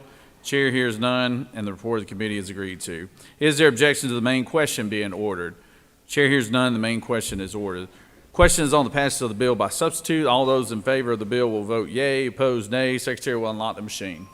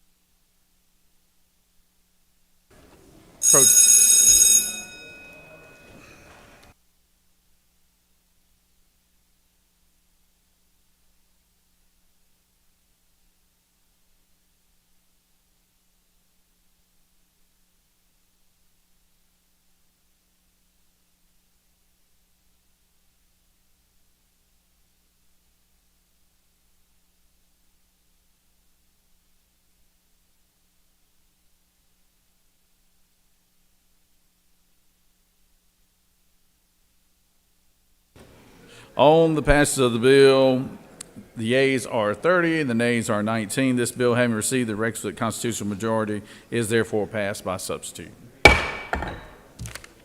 All right. Moving on to SB 355. Secretary, read the caption. Senate Bill 355, a bill by Senator Robertson of the 29th and others, a bill to be entitled an act to amend Article 1 of Chapter 2 of Title 21 of the OCGA relating to general provisions regarding elections and primaries, so as to prohibit the use of ranked choice voting and for other purposes. The Senate Committee on Ethics recommends that this bill do pass. Respectfully submitted, Senator Burns of the 23rd District Chairman. That completes the order, Mr. President.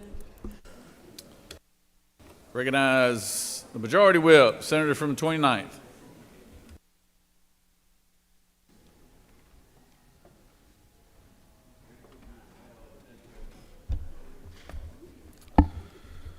Colleagues, I come before you today with a piece of legislation, and a lot of times when we come to the well, we're hoping to alleviate any confusion somebody may have about a piece of legislation. Well, I'm here to talk about ranked choice voting today. And the purpose of ranked choice voting, in many cases, is to cause confusion. So when I finish, if you're confused, congratulations. We've had some individuals drop legislation across the way in hopes of introducing ranked choice voting into the state of Georgia. And it's something that we certainly don't need in the state of Georgia, even if we continue to have the problems with elections that we've been accused of having in the past. A recent report published by the U.S. Census Bureau confirms what we all knew. Georgia voters are turning out in record numbers.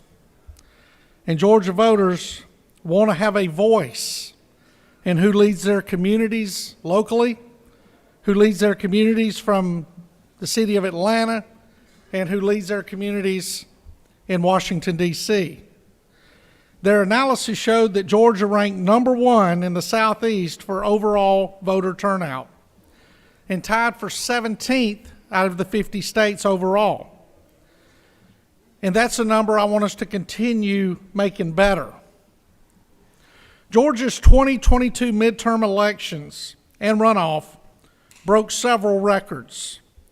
We had an all-time turnout record for a midterm election with more votes cast than in any other midterm election.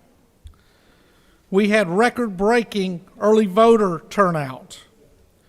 We had record-breaking absentees by mail turnout in a midterm. We had more election day votes cast in the 2022 runoff than on the election day in the 2022 general election. That on election day in January 2021 runoff, also more, or any general election day in 2020. So, and also during early voting, we had 3 of the largest single-day voter turnouts during early voting.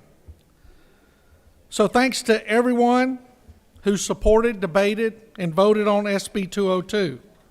But because of all those fixes, because of those adjustments, because of those compromises that we all made, Georgia is moving beyond the confusion and misinformation that we have experienced in the campaigns of 2016 and 2020.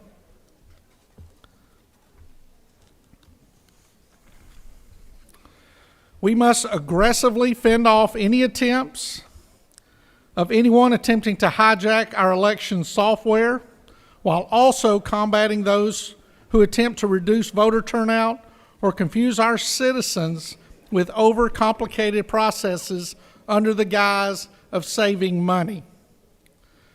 One such idea that has crawled out of the tar pits from yesterday is ranked choice voting, or RCV. Ranked choice voting is nothing new. Ranked choice voting has been around since the early 1900s, where after running a few years, it met the death it should have met, and most communities, all communities in the United States, got rid of ranked choice voting. Well, somewhere in the early 2000s, some citizens some politicians who did not like runoffs wanted to bring ranked choice voting back. They gave it all kind of clever names, such as same-day runoffs, all this other good stuff. But the problem with ranked choice voting, the problems with ranked choice voting are many. Number one, the exhausted ballot. If you've never seen a ranked choice voting ballot, then go into your nearest racetrack convenience store, Circle K convenience store, or some convenience store managed and owned by possibly Jones Petroleum, and pick up one of the lottery cards that have all the little bubbles on it. And imagine that is a ballot with all the candidates listed on them. And they want you to pick the candidate you want for office, the person who's canvassed your neighborhood, the person who has sent you mailers, the person who has met you at the local cafe and had coffee, and they want you to rank that person number one. And then they want you to rank their opponent or opponents in whatever order you choose, number 2, 3, 4, or 5. Because at the end of the election day, what they're going to do is they're going to count all your ones. And if all your ones count close to or as much as the other candidate's ones, then they'll look at it and they'll say, okay, your candidate got 30%, the second place candidate got 20%, and then on down the line. And the candidate that gets the least votes, they're bumped out of the election. And then they recount again. And they continue doing this until they attempt to get somebody in their second choice, third choice, fourth choice, fifth choice, up to 50 plus 1 is the ultimate goal. Well, the problem we run into some of this, like they did in Minneapolis, Minnesota, is they had a very heavy mayoral ballot. A lot of people qualified to run for mayor of Minneapolis. So many that their ballot offered, and I'm glad you're sitting down, 40,000 combinations in a single race for mayor. So basing on how people filled in their bubbles, who their second choice, 10th choice, 8th choice, whatever, different combinations could come up. This created a tremendous amount of voter turnout. And in the elections that followed, voter confusion. And in the elections that followed, it was low voter turnout. So low and confusing that city councilors in the city of New York filed a lawsuit to get rid of ranked choice voting in New York City because they felt that ranked choice voting was being used to confuse and manipulate communities of interest and disenfranchised communities. The judge told them, I understand your lawsuit, you filed it a little too late. So they're still trying to get it back on the ballot, because having it back on the ballot may not have made Mayor Adams in New York have to go through so many rounds of votes to finally win the mayor's race that he found out he won 15 days after Election Day. Do you want to run for the Georgia State Senate and sit around for 15 days to find out if you won or lost? Well, if you do, then support ranked choice voting. Personally, I don't.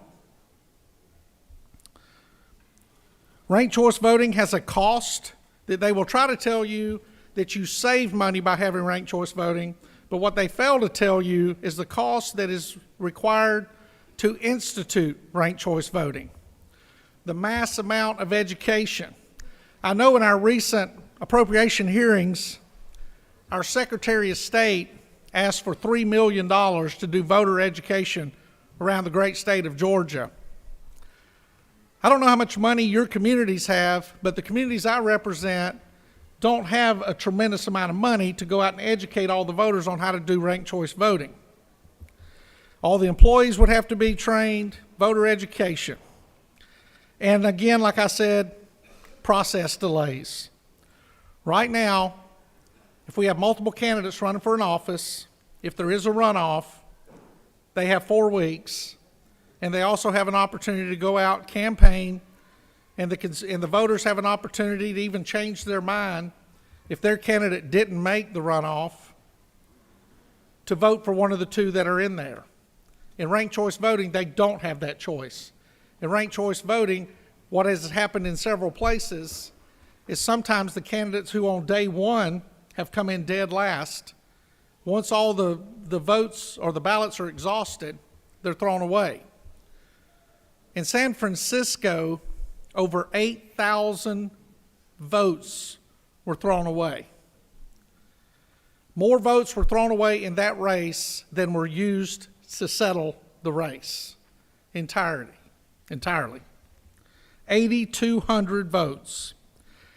And the worst part of the San Francisco race is it took 20 rounds of tallying to do it. And you say, well, if it's that bad, why don't they complain about it? They do. They complain about it. But the purpose of ranked choice voting behind the curtain is to eliminate third parties, to make those of us who may be considered radical, outspoken, nonconformist to fall in line. Again, if you're confused, congratulations. You, like everybody else, do not understand ranked choice voting. So, got into my office yesterday morning, had received an email from Dr. Lindsay Cormack. Dr. Cormack is a professor at a university in New Jersey, and she recently did the latest study on ranked choice voting, focusing on New York City. And she told me, Senator Robertson, if I can help you in any way discourage your colleagues from supporting ranked choice voting, please let me know. I don't know if y'all know this or not, but New Jersey and Georgia are very different. But New Jersey understands the danger and the chaos caused by ranked choice voting. This legislation prevents ranked choice voting from being used in Georgia. What it does not prevent, because of an unusual circumstance, that if anybody has a problem with this circumstance, I would be saddened by it, is that our men and women in the military, those on assignment outside of the state of Georgia, outside of the United States, in 202, we gave them the opportunity, we mailed them a ballot to vote, but we also mail them a separate ballot to rank the candidates should there be a runoff. The initial ballot conforms with federal law. The second ballot was done in 202 in order to accommodate the men and women who are out protecting our country. And with that, Mr. President, I'll yield for any questions. You do have a question, Senator. Recognize the senator from the 14th.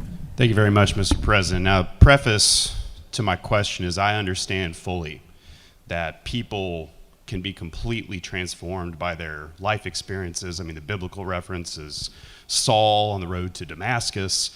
But can you identify the specific events that happened in your life that marked the transition from the previous term when you were lead sponsor on legislation to authorize ranked choice voting, and this term when you have legislation to ban it completely? Just the events, like what happened to transform you on that issue?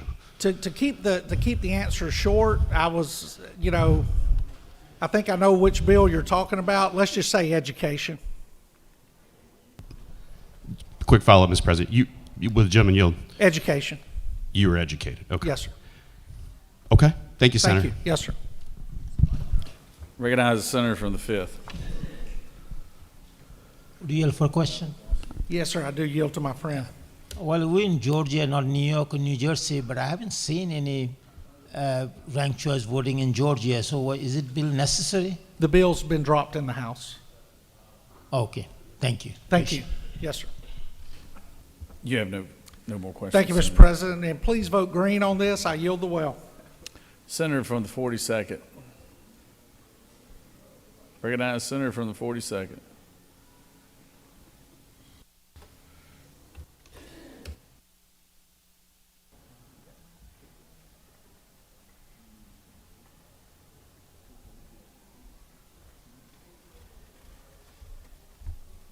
Thank you, Mr. President. This is our third straight bill today that's just playing politics with Georgians.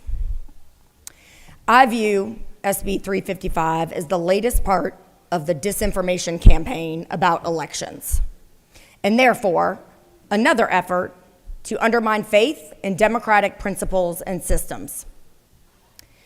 Before we pass any legislation, we should ask ourselves, what is the purpose of the policy under consideration? One key question might be, does this policy banning ranked choice voting support good governance? A follow-on to that is there an actual problem to be solved by the legislation or an issue to be addressed? Here with SB 355, the answer is a clear no, because ranked choice voting, also known as instant runoff voting, isn't legal anywhere in Georgia today, with one exception: the military, our UOCAVA voters, uniformed overseas, because that is a very practical way to allow members of the military who are serving our country all over the world to exercise their fundamental right to vote. And every Republican in this body voted for SB 202 in 2021, which provided for ranked choice voting for the military and overseas voters. So to me, that would be the end of the inquiry on this legislation, because it's clear that banning something that doesn't in reality legally exist while preserving the only place in the Georgia system where there is ranked choice voting makes absolutely no sense. So now I have to ask, why have we come up with this bill? What is the agenda? It smells to me like another attempt to foster conspiracies and undermine democracy, just like the other bills today, which seem to come out of, be born of, like a geyser, the views of an election-denying base that are in service to the former president and his lies and misinformation. But for some reason, y'all keep reinforcing it with them, which creates the monster that can then gobble you up. Let me remind you that election-denying candidates did not fare well in 2022, so poorly so in general that there was a group that was able to quantify the election denier penalty that voters in the general election assigned to candidates across the country for being election deniers. I'm putting this, even though it's more tangentially related, in the same category, because it still is coming out of misinformation and views that are erroneous, that have captivated certain segments of the Republican base. Now, for some practical election administration nuts and bolts. Georgia is the only state in the nation that requires runoffs after both primary and general elections where no candidate wins a majority. 58% of Georgians want to eliminate runoffs. The 2020 Senate runoffs cost Georgia taxpayers $75 million. You know, we've been debating sports betting for a long time in here. The amount of money under the different theories that we may or may not get for pre-K, some of those rates ain't much higher than $75 million. This is real money. Ranked choice voting avoids the decline in participation that occurs in most runoff elections. Ranked choice voting discourages negative campaigning. Studies have analyzed voter perceptions of campaign tone and have consistently found that voters in ranked choice voting jurisdictions report less negative campaigning than those in non-ranked choice voting jurisdictions.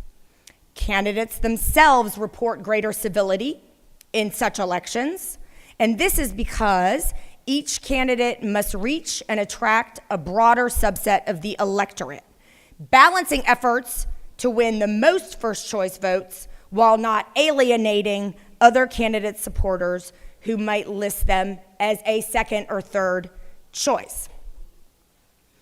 Ranked choice voting has been found to increase voter participation.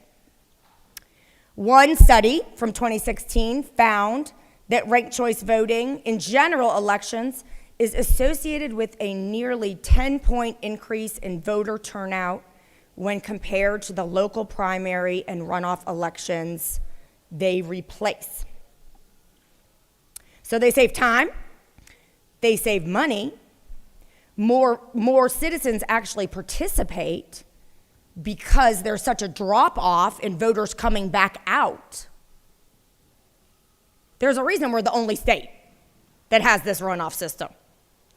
So because there's more participation, it's more democratic and can elect candidates that better reflect the views of the broad majority and middle of the electorate. And I think that therein might hold one of the clues as to why some groups don't like it. They don't want the views of the broad middle of the electorate, which are anti-election denial, for example, to be the ones that carry the day when people win elections, because they would rather have their fever dream candidate that's mired in all kinds of alternative reality win the election, because that's what apparently they themselves believe against all evidence. So these practical, money-saving, good government, efficient, democratic principles that ranked choice voting can provide a boost for is one of the types of reforms that could be considered by the General Assembly to elevate ease of election administration and democratic participation. That is why municipal governments in our state are requesting, through legislation that they are supporting, the ability to pilot some ranked choice voting in nonpartisan municipal elections, because it just makes sense. Ranked choice voting is not some monster under the bed. So why would any reasonable legislator want to prevent local governments from taking advantage of the cost savings that the instant runoff voting system could offer? Preventing local governments from saving money and being good financial stewards is bad policy. And it's also deeply ironic, considering that the reason there's a bill at all to allow our cities to utilize ranked choice voting, saving themselves time, saving themselves money, with all the attendant benefits that I already mentioned, that is because it is not currently legal. So again, there's no point to this bill. There is no monster under the bed when it comes to ranked choice voting. But I do smell a rat. I urge you to see this bill for what it is and vote against SB 355. Thank you, Mr. President. I'm happy to answer any questions if there are any. Or You if do not, have I'll you do yield the have floor. one question, Senator. Great, thank you. Recognize the senator from 21st. Senator Yield. Of course I do. You talk about cost savings and saving money, and I believe you said runoffs cost 75 million. 2020 Senate. Was 75 million for the runoffs? Can you tell me how much it costs to have 19 days of early voting, and the cost savings we could realize if we shorten early voting? If you're talking about cost savings. Well, but are you saying that you want to transition this debate to talking about our early voting period? You're just for saying you runoffs? want to save money on elections, and I'm just telling you, I believe 19 days of early voting costs way more than a runoff. So you may want to take that into account. There's a balancing of the interests that obviously we have to engage in between ability to vote and cost. And what we're talking about here is a very simple one-day process that could save that kind of money. We're not under consideration wiping out our entire early vote program, which I imagine many would object to, including many Republicans. Senator Further Yield? Certainly. I'm a resident of Fulton County. On a good day, they get their vote in by 2, 3 in the morning. If you had 40,000 different combinations, do you think they'd be able to get their They the certainly results would in? be able to get it done before the 4 weeks expire for the actual election when fewer people come out. Thank you, Mr. President. I yield the will. Senators yielded the well. Does any other senator wish to speak for or against the measure? Chair hears none. Is there objection to the previous question being ordered? Chair hears none, and the previous question is ordered. Senator, would you like to close debate?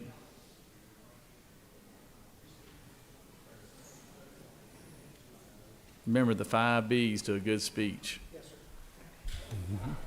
Colleagues, I'll be brief. Everything I told you is absolutely true. You read the study from New York City and you find out who was disenfranchised by ranked choice voting. It was not the individuals living in the suburbs that were disenfranchised. It was not those living in the high-rise apartments that were disenfranchised. The study done in New York City by people that care about New York City will tell you who was disenfranchised. If you want to put confusion in Georgia elections, if you want to make Georgia elections more expensive, the senator referred to a study done by Kennesaw State that focused on one of the most expensive runoffs that anybody's ever had. That's disingenuous. Let's compare apples to apples. Ranked choice voting is a way to manipulate elections so that individuals who want to vote for their person are disenfranchised from being able to do it. Do the research. Vote green. Thank you, Mr. President. I yield the well. Senators yield the well. Is there objection to agreeing to the report of committee which is favorable to the passage of the bill? Chair hears none. The report of the committee is agreed to. Is there objections to the main question being ordered? Chair hears none. The main question is ordered. The question is on the passage of the bill. All those in favor of the bill vote yea. All opposed vote nay. Secretary, unlock the machine.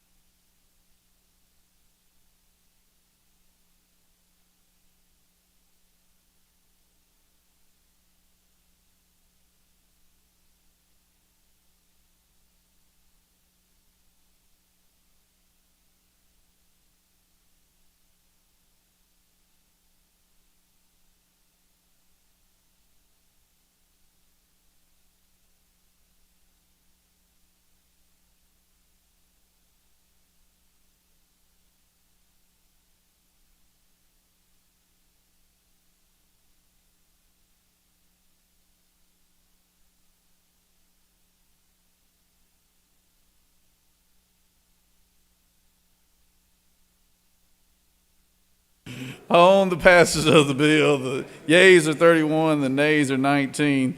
This bill, having received the requisite constitutional majority, is therefore passed.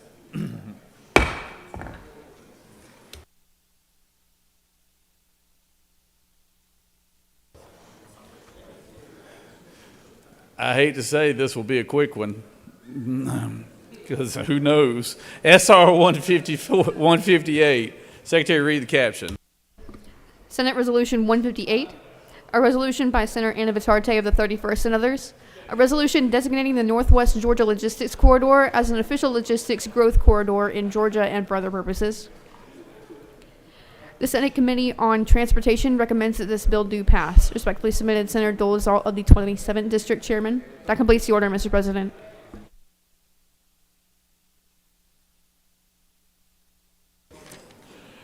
Recognize the senator from the 31st to speak to the measure.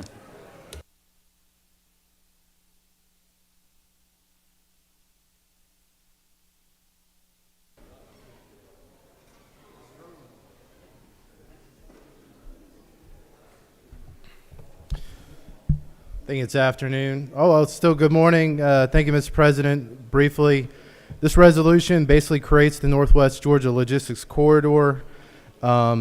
We have seen a version of this in the past, basically the counties that are impacted in a very positive way to create growth. It's Carroll County, Chattooga, Douglas, Floyd, Haralson, Heard, Paulding, Polk, and Walker counties. I ask for your favorable consideration. Thank you, Mr. President. You got some questions here, Senator. Senator has yielded. He has that right. Everybody wanted to know about this Northwest Corridor here.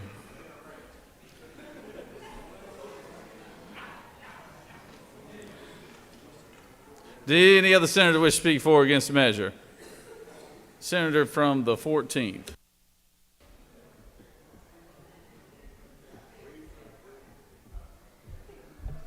Thank you very much, Mr. President. I'll be brief. I just want to rise in support of this legislation because this is a really important piece of legislation to designate a critical corridor in our state for economic development purposes. I'm grateful, in fact, to the senator for bringing it, and I just hope that we can count on everyone's favorable consideration. Thank you very much. Here, here, here, here. Here, here. Well done, Senator. Well done. Well done. Does any other senator wish to speak for or against the measure?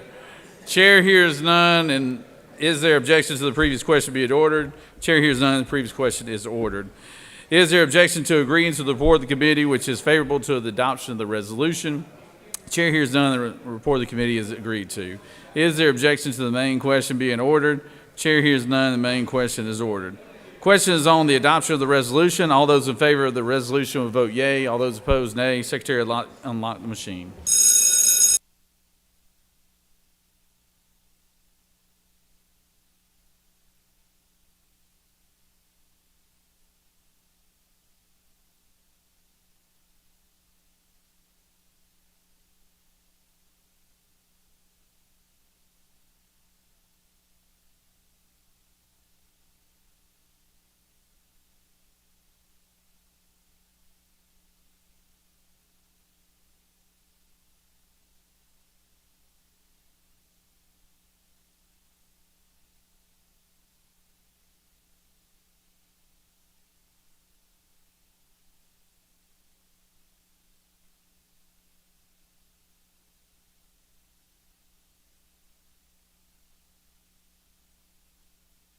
Senator from the second, for what purpose do you rise? Parliamentary inquiry, Mr. President. State your inquiry. Mr. President, is it not true that the senator from the 53rd will vote for this legislation? Senator knows of what he speaks. On the pass of the resolution, the yeas are 49 and the nays are 0. The resolution have received the requisite constitutional majority and is therefore adopted.